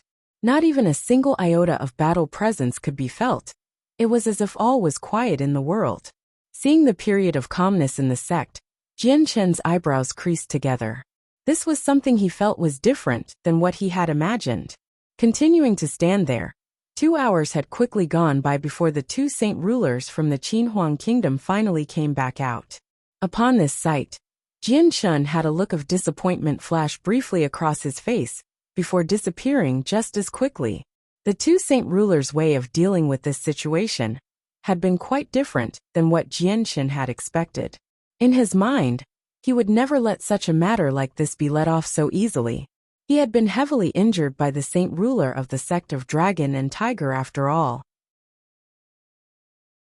If not for the fact that the saint ruler had been afraid of his title of an imperial protector, then Jian Chen might have not been able to leave the sect that day. That was because the saint ruler of the sect of Dragon and Tiger had deeply coveted the strength of the azure and violet sword spirits Jian Chen had. The two saint rulers walked into view of everyone, but their faces were quite unwell, gloomy even. Qin Yunlong especially had a bit of a frosty gleam in his usually deep eyes. The 13 Heaven Saint Masters and Jian Chen tried to discern information from their body language. Seeing how the two saint rulers were in such a state, everyone grew quiet for a moment, instantly growing serious. They all realized that the situation had to have some sort of terrifying or unwanted turn of events. "Seniors, what is the result of this matter?" Jian Chen couldn't help but ask. In this group, only he had an identity high enough to speak. If it wasn't him that did, then it wouldn't be suitable. Qin Yunlong spoke. "Jian Chen, your grievances with the sect of Dragon and Tiger concludes here." Hearing this, Jian Chen's face changed abruptly. Muttering, he asked, "Seniors, could it be that the sect of Dragon and Tiger is far too strong to have seniors be afraid?" Qin Yunlong shook his head. "That isn't it. The sect of Dragon and Tiger is nothing to worry about. But there is still a secret to be revealed here. Jian Chen, we too will head back to the Qinhuang kingdom straight away, and will be taking our leave first. May seniors have a good voyage." Jian Chen cupped his hands. "May the honored imperial protectors have a good voyage." The 13 Heaven Saint Masters bowed in respect. Qin Yunlong stared at the 13 individuals and spoke. "Help Imperial Protector Jian Chen tidy up the rest of the affairs here, and then come back when finished." With that, Qin Yunlong and Harry immediately left the area. Their speed was extremely fast, and in that instant, they had already disappeared off into the horizon with haste. Seeing the two saint rulers recede away, Jian Chen and the other 13 felt unwell. From the appearances of the two saint rulers, everyone could tell that something terrifying must have happened and bore relevance to the Qinhuang kingdom. "Let us go back then." Jian Chen called out to everyone and prepared to leave. "Might everyone stay here for a little longer?" Suddenly, a voice called out from behind. Everyone could see the sect master Chris come flying out. He ascended in front of Jian Chen. Seeing the sect master Chris, Jian Chen's face darkened as he spoke coldly. "Sect master Chris, what business might you have?" If not for the fact that there was a saint ruler hidden in the sect behind him, then Jian Chen would wish nothing more than to inflict yet more serious damage to Chris. There was a carefree smile on his face as if he had completely forgotten about the matters that had happened a few days ago. Cupping his hands, he spoke. Imperial Protector, our elder sect master wishes for you to sit within our sect for the time being. Hearing this, Jianshan started while the other 13 individuals from the Qinhuang Kingdom instantly displayed gloomy and cold expressions on their faces. Sensing the hostility from everyone around him, Chris revealed a faint smile. Everyone needs not worry. Our elder sect master only wishes to chat with the Imperial Protector and increase our goodwill with each other. There will be nothing done to make it unfavorable for the Imperial Protector. After all, our sect doesn't dare become an enemy for your Qinhuang Kingdom. The 13 felt the tension ease from their faces, but they looked to Jianshan one after another. If it had been anyone else that had asked, then they would have said no for Jianshan, but the request had come from an enemy saint ruler. Jianshan hesitated. He didn't know just what the saint ruler had done to make the 2 saint rulers from the Qinhuang Kingdom give up their pursuit on this matter, but the words Qin Yunlong had mentioned before comforted Jianshan. The sect of Dragon and Tiger was nothing to worry about. With that in mind, Jianshan felt a little relieved. Agreeing to Chris' proposal, he replied, "If I don't go, it would appear that I, Jianshan, feared your sect of Dragon and Tiger. That's all then. If your elder sect master wishes to talk with me, then I will see just what he wishes to talk with me about." Jianshan turned back to the 13 Heaven Saint Masters. "Wait here for the moment. I will go in." With that, Jianshan didn't delay for even a second and flew straight into the interior of the sect. Under Chris' lead, Jianshan arrived at the mountain in the back of the sect and finally came to a stop right in front of a cavern. "Imperial Protector, the elder sect master is in this place. I'm afraid I cannot accompany you into this cavern." Chris spoke to Jianshan right outside of the entrance. Jianshan didn't speak a word and strode into the cavern by himself. Passing through a 100-meter corridor, he finally arrived at an expansive space within the mountain. It was well illuminated, and countless of fist-sized night pearls adorned the ceiling of the cavern to provide the entire place with some light. The cavern was simple in arrangement. In the middle, there was a simple stone table built, and a single layer of dust could be clearly seen on the table. This cavern had clearly not been swept for a very long time. Not only was the table like this, but even the ground was no exception. Whenever Jianshan took a step, a clear footprint could be seen left behind. Jianshan swept his eyes around the place only to discover that there was no one here. Just as he was about to become doubtful, a clear sound could be heard from the side where a stone door began to open, allowing a black-robed elder to appear in front of Jianshan. This elder had a crane-styled haircut and was quite tall and sturdy. His back was built like a bear and his shoulders like a tiger. Just standing there, he was like a tall shield at about 2 meters tall, a height that was about a head taller than Jianshan.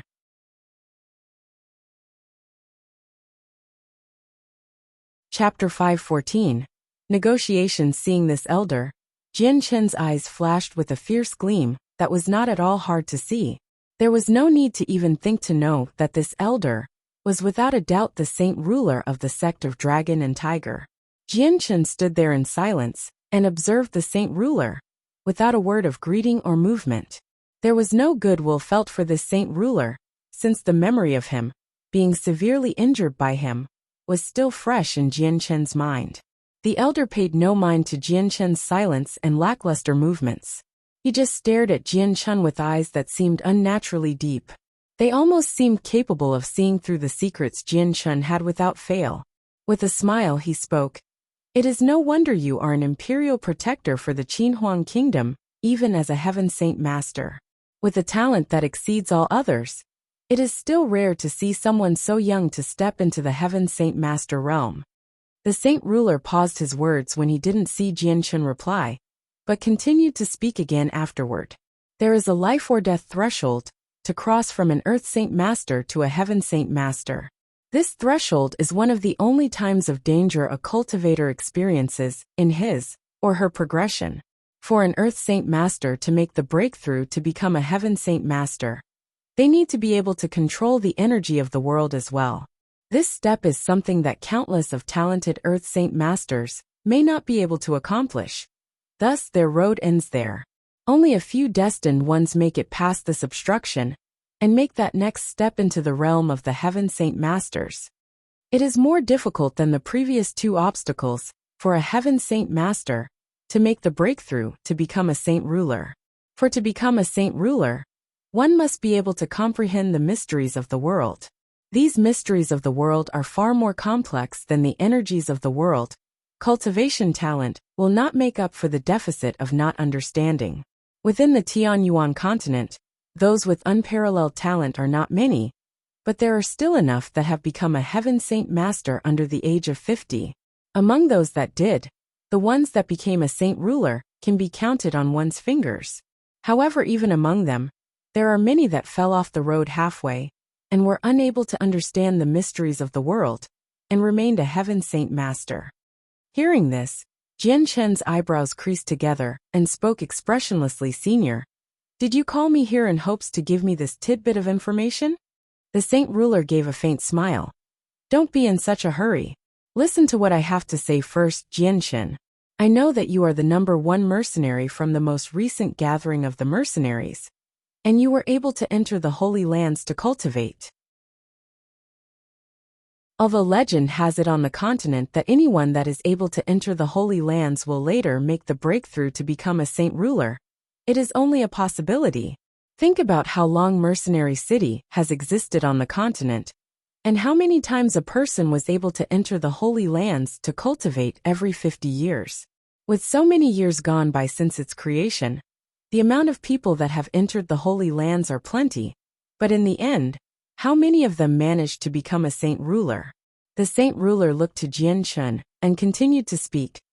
Jian Shen, I have a scroll here that I found several hundred years ago in a cave that belonged to a Saint Ruler. This scroll contains the realizations of a Heaven Saint Master that became a Saint Ruler, and was what I relied upon years ago to study and make the breakthrough to become a Saint Ruler. Although this scroll is not that useful for a Saint Ruler, it is a treasure among treasures for a Heaven Saint Master, for this scroll is a shortcut to the path of a Saint Ruler. Hearing this, Jian Shen could already more or less figure out what the Saint Ruler was planning. His mouth curled into an icy smile. Senior, do you mean to say that you wish to give this scroll to me in exchange for something from me, correct? Correct. The Saint Ruler gave up beating around the bush and continued with what he had wanted to say straight away. Jian Shen, this old man can give you this scroll free of charge, but on one condition. This old man wishes to know about the secret of that mysterious power.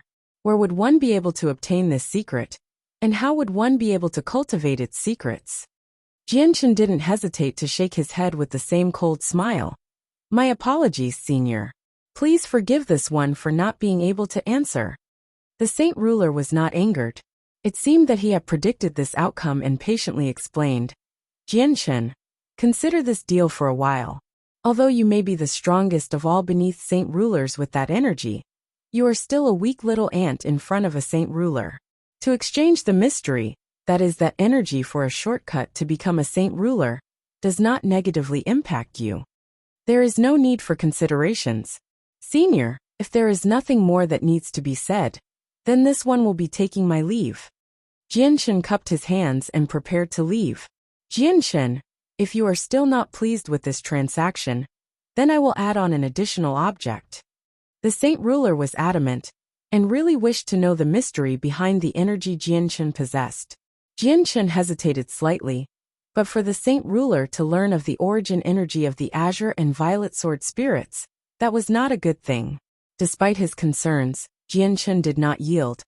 I am afraid to disappoint Senior, but no matter what priceless treasure you offer me, I will not divulge my secrets. Senior, please give up on this. With that, Jian Shen turned around and left. Despite the other person being a Saint Ruler, he did not fear him at all. After Jian Shen had left, the Saint Ruler's warm expression instantly froze over. Staring at the disappearing figure of Jian Shen, his eyes revealed a frosty glare. If you refuse my toast, then take the wine instead. With that, the space within the cave seemed to instantly freeze over, and it seemed that time had completely stopped within. After leaving the sect, Jian Chen's heart grew firm. Now that the saint ruler of the sect of Dragon and Tiger was thinking about the origin energy of the Azure and Violet Sword spirits, this could be a potential threat to Jian Chen. Although he had the support of the Qinhuang Kingdom, the sect of Dragon and Tiger wouldn't be too afraid to conduct a covert move against him. Jian Chen regrouped with Xiao Tian and the others. When they saw how serious Jian Chen was, someone immediately asked in concern, "Imperial Protector, did the saint ruler not do anything with you? He covets the energy I wield." Jian Chen spoke gravely. Hearing this, the dozen imperial advisors blanched. To have a saint ruler set his eyes on someone was not a good thing. Furthermore, they could all predict what would happen after this was over. "Imperial Protector, we may as well head back to the Qinhuang Kingdom. In there, the sect of Dragon and Tiger wouldn't dare do anything to you." Tian Luo proposed. "For the time being I cannot. There is still plenty I need to do." "Well, we shouldn't talk about this for now. Let's leave first. It's unclear whether or not the things we fear are superfluous or not." Jian Chen spoke. A day later, the group of people arrived back at the imperial palace of the Heavenly Eagle Kingdom. As soon as they had descended, a single silver-armored soldier came running forward and knelt in front of Jian Chen. "A report for the honored Imperial Protector. The treasury has been completely dismantled. All of the materials have been placed within space rings and are ready for transport." Jian Chen took the space ring and inspected the materials inside. Sure enough, there were plenty of piles of tempered steel that formed a mini mountain range. Jian Chen kept the space ring and spoke to every soldier. "Gather everyone and return to the Jessen Kingdom." The matters within the Heavenly Eagle Kingdom had long since been finished, and the business with the sect of Dragon and Tiger had been temporarily finished. There was no point in staying here any longer, so Jian Chen and the group had no desire to stay in the Imperial Palace either. They immediately left the palace and returned to the Jessen Kingdom.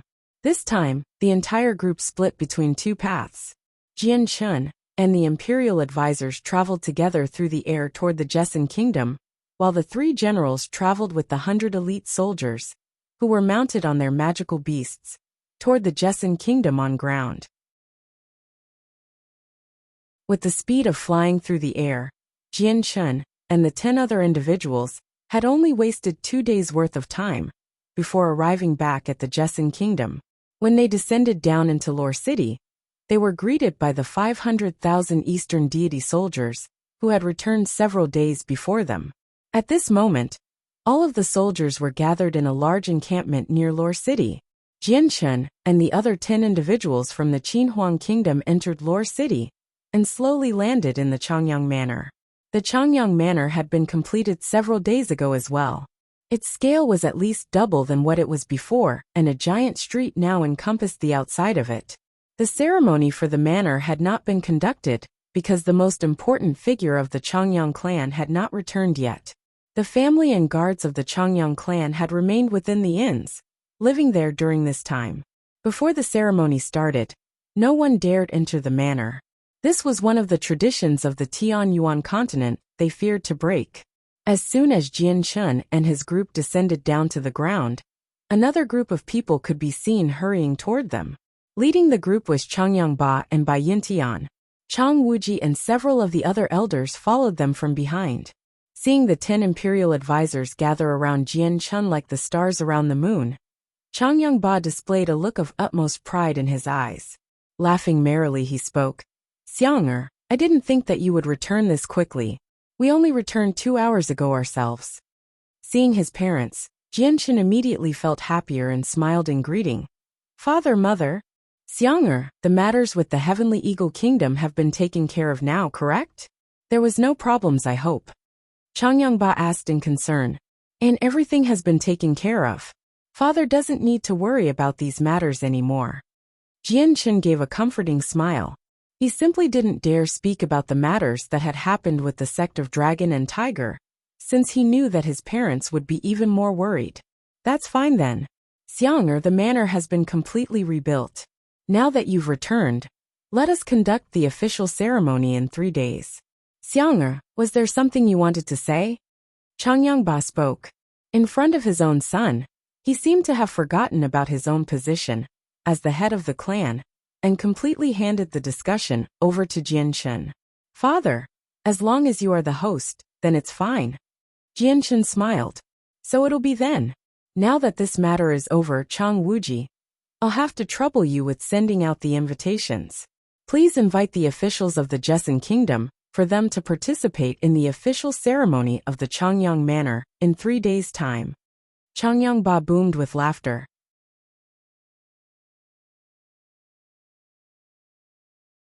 Chapter 5:15.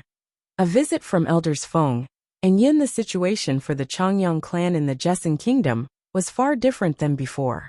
The opening ceremony was extremely magnificent, and every single major party within the kingdom had been invited. Even the Huayin sect that had caused trouble for the Changyang clan had been no exception. No one that had received an invitation had declined it.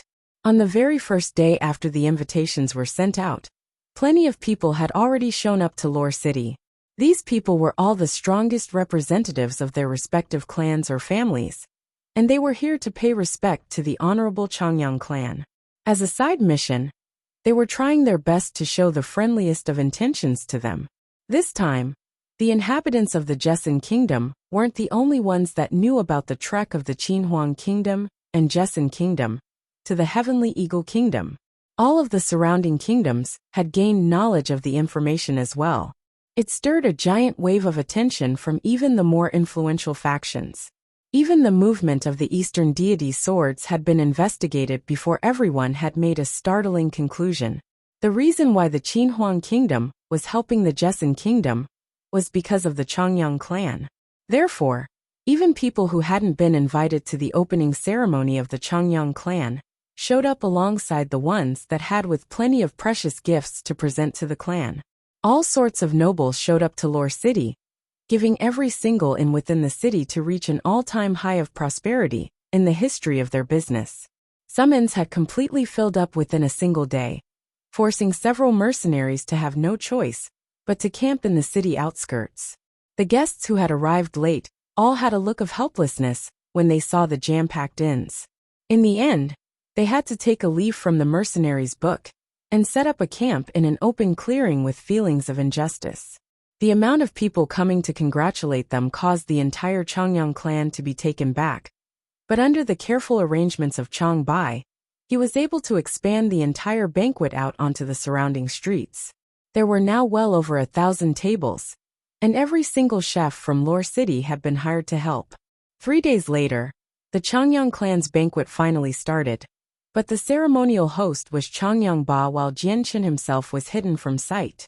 This led many people that were looking forward to seeing Jianchen to feel disappointed. The ceremony for the opening of the manor had been grand, but it did not last for long. After a single day, it was over. On the second day, every single person visiting had left one after another. After the ceremony ended, the people of the Changyang clan finally began to officially move in and recruit some more guards. Although the Changyang clan was well known without anyone in the Jesson Kingdom daring to go against them, there was still plenty of work to do. Within the center of the newly constructed Changyang clan, there was a magnificent hall created for Jianchen, which had been proposed by the elders of the clan.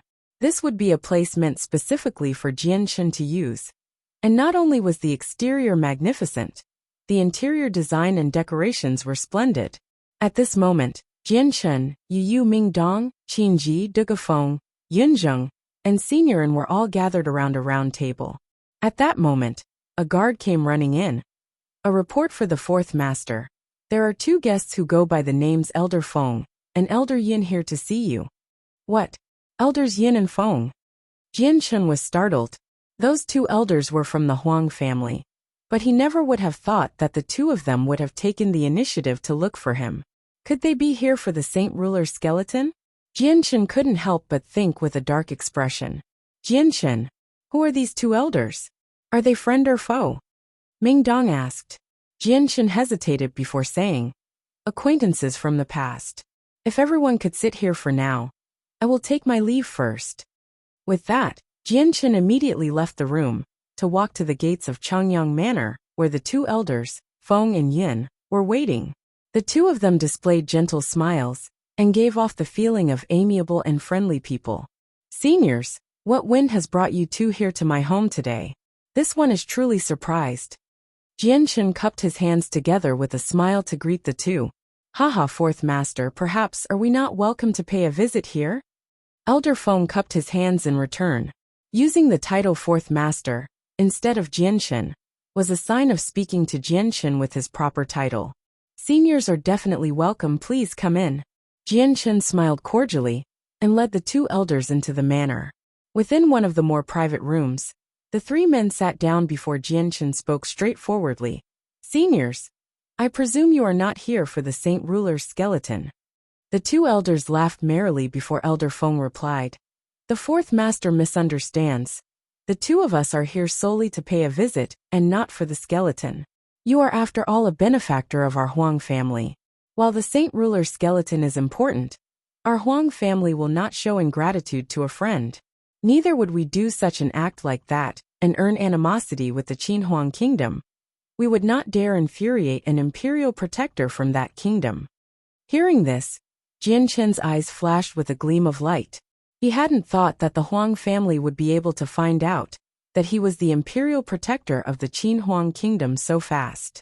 When he heard that the Huang family was not here for the Saint Ruler's skeleton, Jianchen let out a sigh in relief. With a brief moment of hesitation, he spoke. "If not for the Saint Ruler's skeleton, then what matters might seniors be here for?" "Haha, fourth master. We are here because our patriarch wishes to invite you to serve as an honored guest at our Huang family." Elder Feng smiled. "You wish for me to be a guest at your Huang family? There are no social ties between your Huang family and I." Jianchen was suspicious. "Haha, fourth master, it is our patriarch that invited you. Whatever reason there might be, the two of us do not know. The fourth master just needs to understand that our Huang family bears no ill will toward you." Elder Feng spoke. "Yes, fourth master. Our Huang family has no grudge to bear against you. Not only does our patriarch wish to see you, the young miss wishes to see you again as well." Elder Yin sighed. "If not for the fact that our young miss is currently busy taking care of several matters at home, I'm afraid she would have sought you out earlier." Hearing Elder Yun mention the young miss, Jianchen immediately thought of the yellow-robed woman of unmatched beauty, as well as the very beginning part of the free-for-all portion of the gathering of the mercenaries. Unconsciously he asked, "Is it Huang Wan?" "Correct, it is the young Miss Huang Wan. Fourth master, our young miss has been missing you quite so for these past few suns. If you come to our Huang family, please come see her as well." Elder Yun sighed with a complicated expression on his face. Jianchen sat there in deliberation for a brief moment before nodding. "Fine then. I agree to visit your Huang family. What time would you like?" At this, the two elders immediately grew excited. "Fourth master, if you have nothing important at the moment, then we can go now." "Go now? That quickly?" Jianchen was stunned. Elder Feng nodded. "There is indeed some panic, because the young miss has come across some trouble, and wishes to see if you can help her. To be brief, the sooner we go the better." Hearing Elder Feng speak, Jianchen had made up his mind. "Fine then. Please wait for me as I bid farewell to my family." An hour later, Jianchen had said goodbye to everyone and followed the two elders away from the Changyang Manor. Along with the three, Xiao Tian Qing Xiaofan, Chao Kachin, Dong Yi Junbai, and Tian Luo all came with Jianchen. Taking the five of them to the Huang family had been Qin Ji's idea. When Qin Ji had heard that Jianchen was going to the Huang family, he had immediately worried for Jianchen's safety. He had been adamant that Jianchen bring 5 imperial advisors with him. In the end, Jianchen had no other choice but to agree to Qin Ji's request, taking 5 of the most trusted imperial advisors to serve as a way to show off prestige. It was only 30,000 kilometers from the Jessen kingdom to the Huang family. Jianchen and the 5 imperial advisors only needed a single day and night to follow the 2 elders before finally arriving at their home. The Huang family was a family-based power that was located on top of a beautiful and spiritually rich mountain. From the moment Jian Chun and the others descended down, they could see plenty of buildings littering the mountains. As they drew near, 2 Heaven Saint Masters flew up from the compound and stopped right in front of the 2 elders Yin and Feng. These 2 middle-aged men were tall and sturdy with dowdy faces. Their tiger eyes gleamed brilliantly and hid a tremendous amount of power within them. Jian Chun sized up the 2 men in front of him. From just how much power they exuded, Jian Chun guessed that these 2 men were at the very least 4th cycle Heaven Saint Masters. So it's Elder Feng and Elder Yin. The 2 men cupped their hands toward the elder before their eyes turned to stare at Jian Chun and the 5 imperial advisors. The 2 elders returned the greeting before turning around to Jian Chun. 4th Master, these 2 are elders of our Huang family. The 2 of them are brothers named Huang Lan and Huang Feng. This one is Jian Chun. I wish the 2 elders good health. Jian Chun put on a faint smile and cupped his hands together. The other 5 imperial advisors bowed as well with their hands cupped together, but they remained silent. Elder Feng continued to speak. Elders Huang Lan and Huang Feng. These 5 are the honored guests from the Qin Huang Kingdom and are here by invitation from the Patriarch.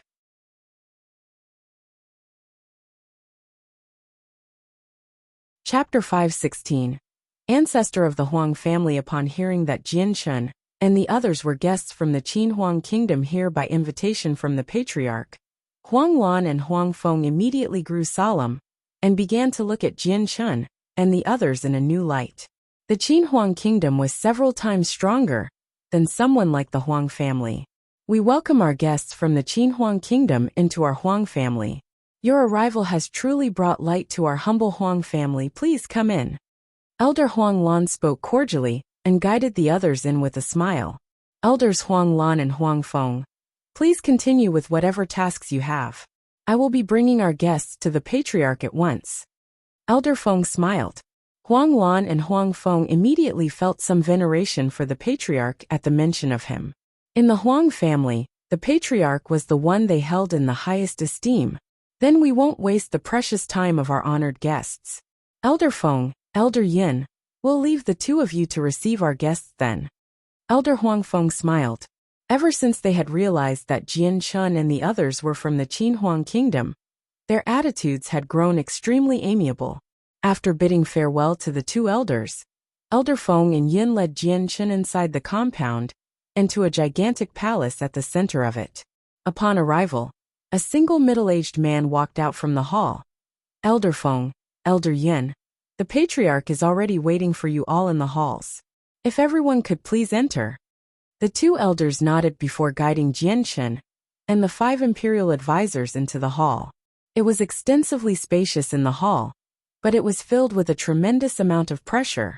Despite the simple arrangement inside, Jian Chun could distinctly feel the broad amount of grandeur that disseminated from the entire hall in a different way than the imperial palace of the Qin Huang Kingdom. This hall had existed for a very long time. Although it was built with plenty of precious building materials, it was not able to withstand the passage of time. The entire hall had the scars left behind by time, giving it an ancient but desolate feeling. Jian Chun's eyes looked around at the 20 or so chairs placed on both sides of the giant hall. 10 other elders around the age of 70 could be seen seated without a word, their eyes closed. On the throne up front, a single white-robed crane-haired elder could be seen seated on it. There was a faint smile on his face that gave the impression of being warm and gentle, as if he was a benevolent old man. Just as Jian Chun and the group of 7 all entered the hall, the 10 elders opened their eyes at the same time. Their eyes were full of a bright light that seemed to stare curiously at the 6. Patriarch, the honored guests have been brought. This one here is the one invited, while the others behind him are the imperial advisors for the Qin Huang Kingdom. At the center of the palace, the elder Feng cupped his hands and spoke to the elder seated at the front. This one is Jian Chun. I pay my respects to Patriarch Huang. Jian Chun smiled as he cupped his hands. The seated elder returned a smile to Jian Chun. For an imperial protector of the Qin Huang Kingdom to stay as a guest in my Huang family, it is a great honor. Please have a seat. The destruction of the Heavenly Eagle Kingdom had been something every single power in the vicinity had paid attention to. Therefore, Jian Chen's identity as an imperial protector for the Qin Huang kingdom had long since been known to them. Jian Chen and the other 5 imperial advisors wasted no more time and sat in vacant chairs. Once everyone was seated, the seated patriarch spoke out loud. "Allow this humble person to introduce myself." This old man was the patriarch of the Huang family 2 generations ago, but that was well over 60 years ago. Originally, I had planned to stay within the back of the mountains to cultivate and ignore the family matters. But a visit from an honored guest from the Qin Huang kingdom is far too important for this old man to not personally oversee. If I was negligent in receiving, please excuse this one for it. Afterward, Jian Chen and the patriarch exchanged several more words before quickly getting to the center of the problem. "Imperial protector, this time I have invited you here to be an honored guest in our household. Aside from a matter with the ancestor, our Huang family still has a small understanding we wish to resolve with the imperial protector." The patriarch spoke. "Patriarch, please just call me Jian Chen. It is more pleasing to the ear to me. And for whatever business it is, the patriarch is free to say it without worry." Jian Chen replied. "Then, I will call you Jian Chen from here on out." The patriarch continued. "Jian Chen, I heard of what had transpired in that empty space in the gathering of the mercenaries from the mouth of Huang Yuan directly. Right here. I wish to represent the Huang family, as I give our thanks to you for helping safeguard our Salinar Bao. Although a ruler armament is an extremely precious treasure to any family, the bicentennial gathering of the mercenaries was also very important. It meant so much to people that the Huang family, the Shi family, and even the Qin Huang kingdom had spent countless amounts of energy in vying for the #1 spot in the tournament. For whoever was able to become the king of mercenaries would possess the right of being able to cultivate in the Holy Lands for a period of time. This was a very good way of setting the foundation to become a saint ruler in the future. Thus, every single top-notch family would do their best to help whichever outstanding talent they had. As long as they had the possibility of someone in their family becoming #1, it didn't matter how many more times they participated in the gathering of the mercenaries. They would still gain a heaven-tier battle skill to take home. Huang Yuan was the most outstanding person to appear within that generation of the Huang family. Not only was she a direct descendant of the main family, she was already an Earth Saint Master at her age. For that reason, the patriarch had decided on lending her a ruler armament to use in hopes that she could demonstrate her extraordinary talent within the gathering of the mercenaries and hopefully become #1. If she happened to gain the rights to cultivate in the Holy Lands, then with her talent in cultivation, Huang Yuan would in the future make the breakthrough to become a saint ruler that would make it worthwhile for her to use the Salinar Bao in the gathering of the mercenaries. However, the Huang family had made a miscalculation in regards to the empty space. They never would have imagined that the Shi family would actually take advantage of the empty space to try and take away the Salinar Bao. The Huang family had nearly lost their ruler armament because of their lack of defenses, but it was fortunately thanks to Jian Chen that the ruler armament had been able to return safely to the Huang family. Jian Chen laughed when he listened to the patriarch. This one once had a meeting of fate with Miss Huang Yuan before, but I owed the young miss a favor for that. That matter with the young miss in the empty space was a chance for this one to make it up to the Miss Huang Yuan. So the patriarch shouldn't weigh too much importance to this. The patriarch had no idea that Jian Chen had once met Huang Yuan before, and had taken his words to merely be said out of politeness. Thus, he did not spend any more time worrying about this problem. There is still a second matter. The patriarch continued to speak, but after that moment, an embarrassed look overcame his face. Apologetically, he spoke to Jian Chen. "Jian Chen, I know of the matter that happened days ago. It was nothing more than a misunderstanding on our part. We hope that you will pay it no mind. That elder in question has already been deeply punished." Jian Chen waved his hand without a care. "I've long since forgotten about that matter. The patriarch needn't worry about it. If anything, it was the Qiangan kingdom that gave rise to this problem."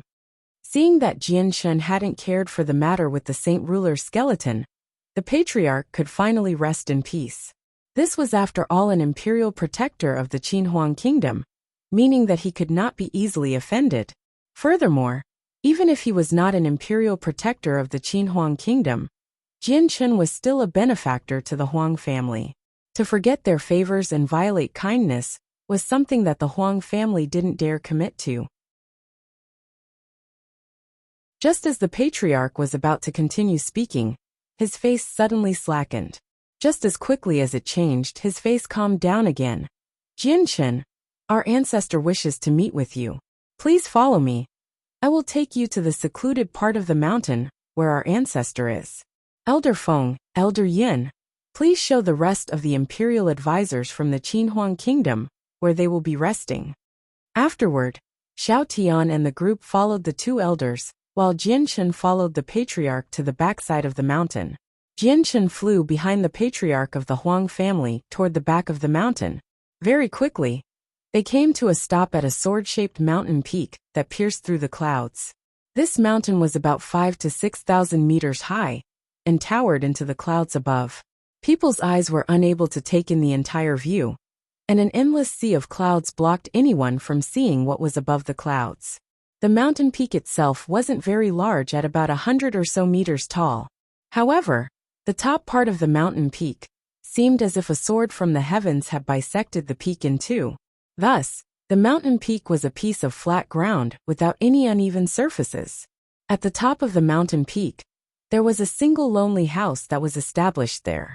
Enduring the howling winds for years on end, this house seemed quite lonely and desolate to Jianshun.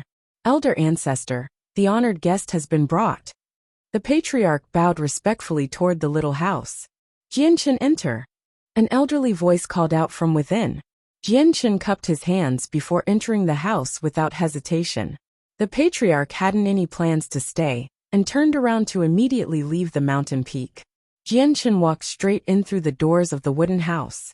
The house was rather small, and there were no decorations within it. The very moment Jianshun walked in, he could see a white-robed elder inside. The elder had his white hair coiled around his head, with a wooden hairpin stuck through it. Seeming quite experienced, his two legs were crossed over a jade stone while his hands were at his abdomen. There was a faint smile on his face, giving him the distinct spirit of an immortal.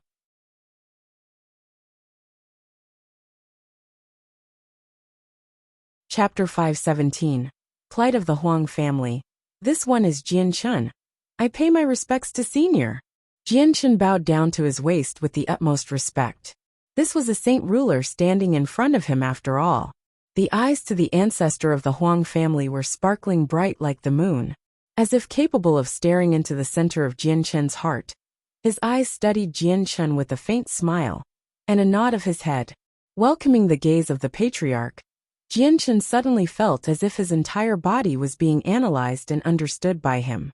In front of the patriarch, Jianshun may as well have been without clothes or any other object, as nothing was a secret to the patriarch's eyes.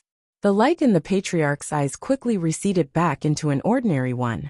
Spearing forward with conversation, the patriarch praised Jianshun. You deserve to be called a man of character and astronomical talent. Not only were you able to break through to the Heaven Saint Master realm at your age, you are also not too prideful, not too impatient, and steady as a mountain. To be able to accomplish so much in so little time is very difficult. It is no wonder the Qinhuang kingdom was so easily willing and confident to let such a youngster take up the mantle of an imperial protector.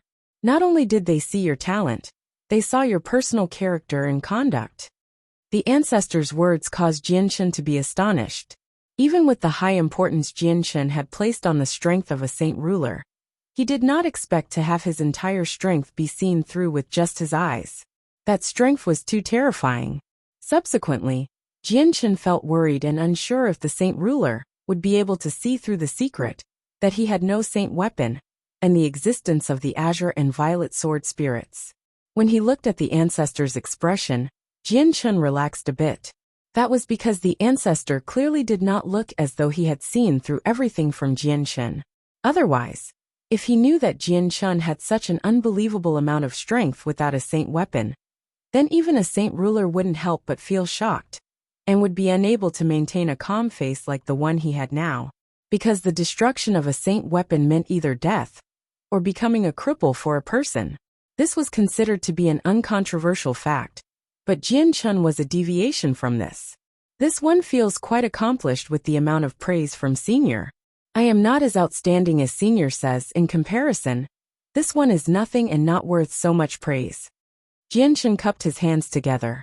Although there was a smile on his face, he was neither servile nor overbearing. Hearing this, the ancestor laughed and stroked the beard under his chin with a gentle hand. This old man was only able to get to where I am today, after spending 1,300 years worth of time. If I think back to when this old man was your age, I was still dithering around the boundary to become an Earth Saint Master, but I was still not quite there. Compared to you, it is this old man's achievements that are not worth mentioning.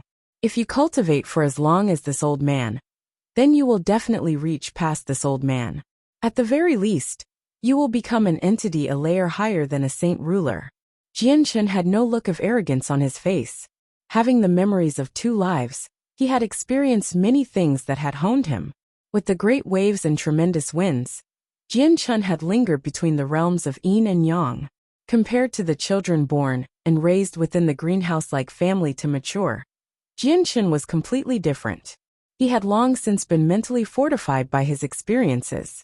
Senior likes to joke, I see. The events in the future cannot be so easily dictated by anyone. Although I have several achievements now, the path for the future is still to be taken slowly. One cannot say for certain that this one will reach the world Senior lives in, or if this one will die on the way there. Jian Chun spoke calmly. Hearing this, the ancestor nodded his head in approval. Your words have merit to them. There are many people on the Tianyuan continent, and there are just as many outstanding geniuses. Even among these talents, only a few of them actually become successful. Plenty of them lose their lives on the way, or in the cradle of success. The ancestor suddenly stopped speaking to glance impassively at Jian Chun, but there was a faint smile on his face. Well then, let us dispense all of the pleasantries. Jian Chun, do you know why I called you here today? Forgive this one for his ignorance. Please, if the ancestor could enlighten me. Jian Chun spoke. The ancestor stood up. This house is actually quite too small for this. Let us walk outside to speak. With that, the ancestor walked out from his wooden house. Jian Chun walked out from the house only to realize that a transparent barrier had somehow been erected in the surrounding area around the mountain peak. The entire mountain peak was enclosed inside, so that the howling winds would have no effect on the people inside. Not too far away, the earth element had begun to gather and form a stone table in front of them. The ancestor could be seen already seated on a stone stool. Come sit. The ancestor gestured to Jian Chun. Jian Chun didn't hesitate to sit down at the table. The ancestor took out 2 wine cups and a jade bottle from his space ring before pouring a cup for Jian Chun. This old man has erected a barrier over this area. Not only will our conversation be unhearable from the outside, this entire interior will be invisible as well. Jian Chun knew that the ancestor of the Huang family would begin to talk about a serious point, and grew extremely solemn himself. But before he could even open his mouth to speak, the ancestor had already beaten him to the punch. Jian Chun, this old man invited you here today to primarily talk about a matter of business with the Qinhuang kingdom.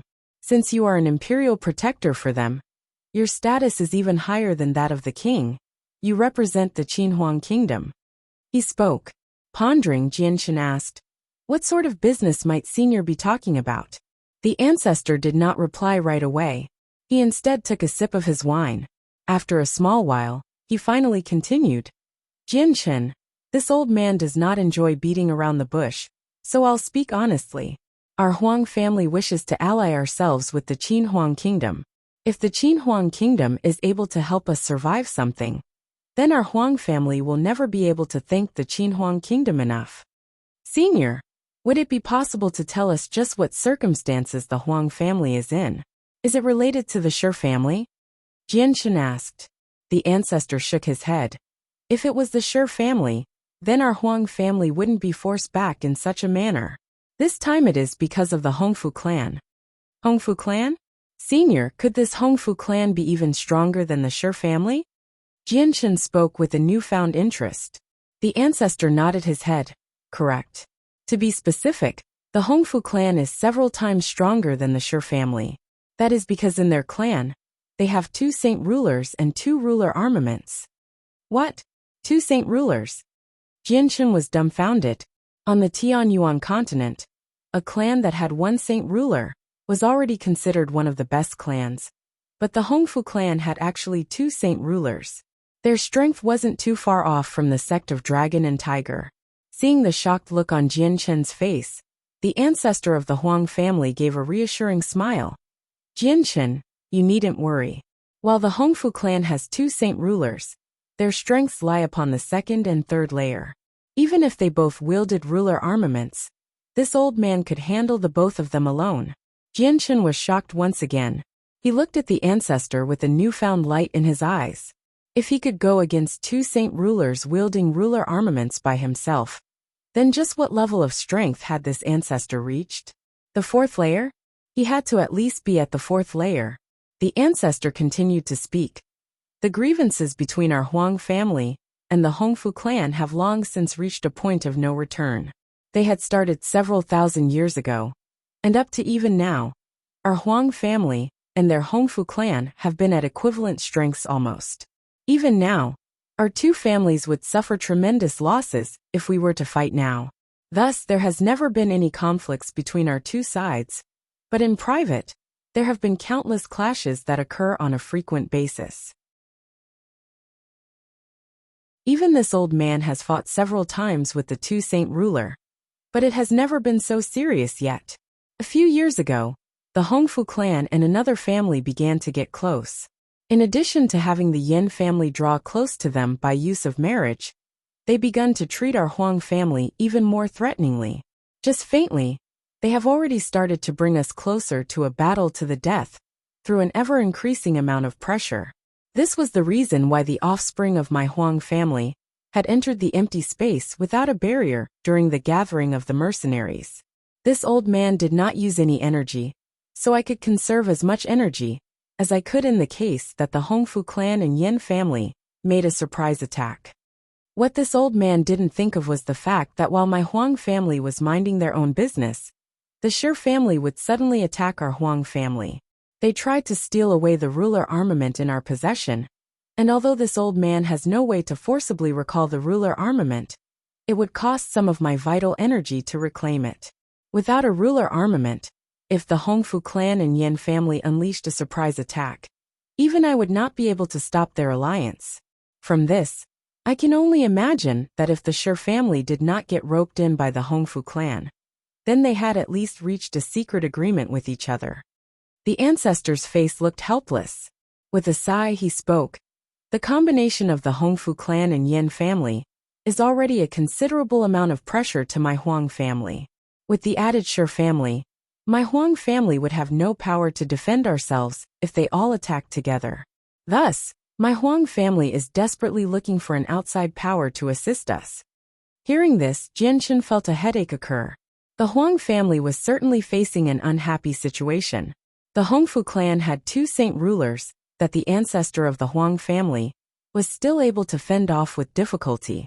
With the Yin and Shi family participating, there would be another 2 saint rulers added to the mix as enemies. With the ancestor by himself, he was clearly no match for the 4. Jianshan was extremely clear on the motive for the ancestor wishing for an alliance with the Qin Huang kingdom. There was nothing else but his desire to borrow the power of the Qin Huang kingdom to stabilize his Huang family. Jianshan hesitated for a moment. Senior, this is quite the important matter. Please forgive this one for not being the one to give a response. Jianshan really didn't dare give a response to something like this. If he did, then it would be very possible that the Qin Huang kingdom would earn another 2 strong enemies. Although the Qin Huang kingdom had 4 saint rulers, 2 enemy saint rulers was still quite a foe to the kingdom. Furthermore, There had been a sour taste left in Jian Chen's mouth after the events with the sect of Dragon and Tiger. To him, the two saint rulers of the Qin Huang Kingdom had personally come to fight with the saint ruler from the sect of Dragon and Tiger. Even if the saint ruler from the sect of Dragon and Tiger didn't fight, he would have to pay a very hefty price. But the final conclusion had been completely outside of Jian Chen's expectations. Not only did no fight occur, the two saint rulers from the Qin Huang Kingdom had unexpectedly left with such serious expressions. This had made Jian Chen uneasy and slightly concerned in his heart. Although he didn't know what the elder sect master had said to the two saint rulers, it surely had to do with the Qin Huang Kingdom if it had stopped the two of them dead in their tracks. Thus, at this crucial moment, Jian Chen wasn't willing to make the Qin Huang Kingdom a lightning rod for additional troubles. You're tuning in to the Li Mei's Wuxia Whispers YouTube channel.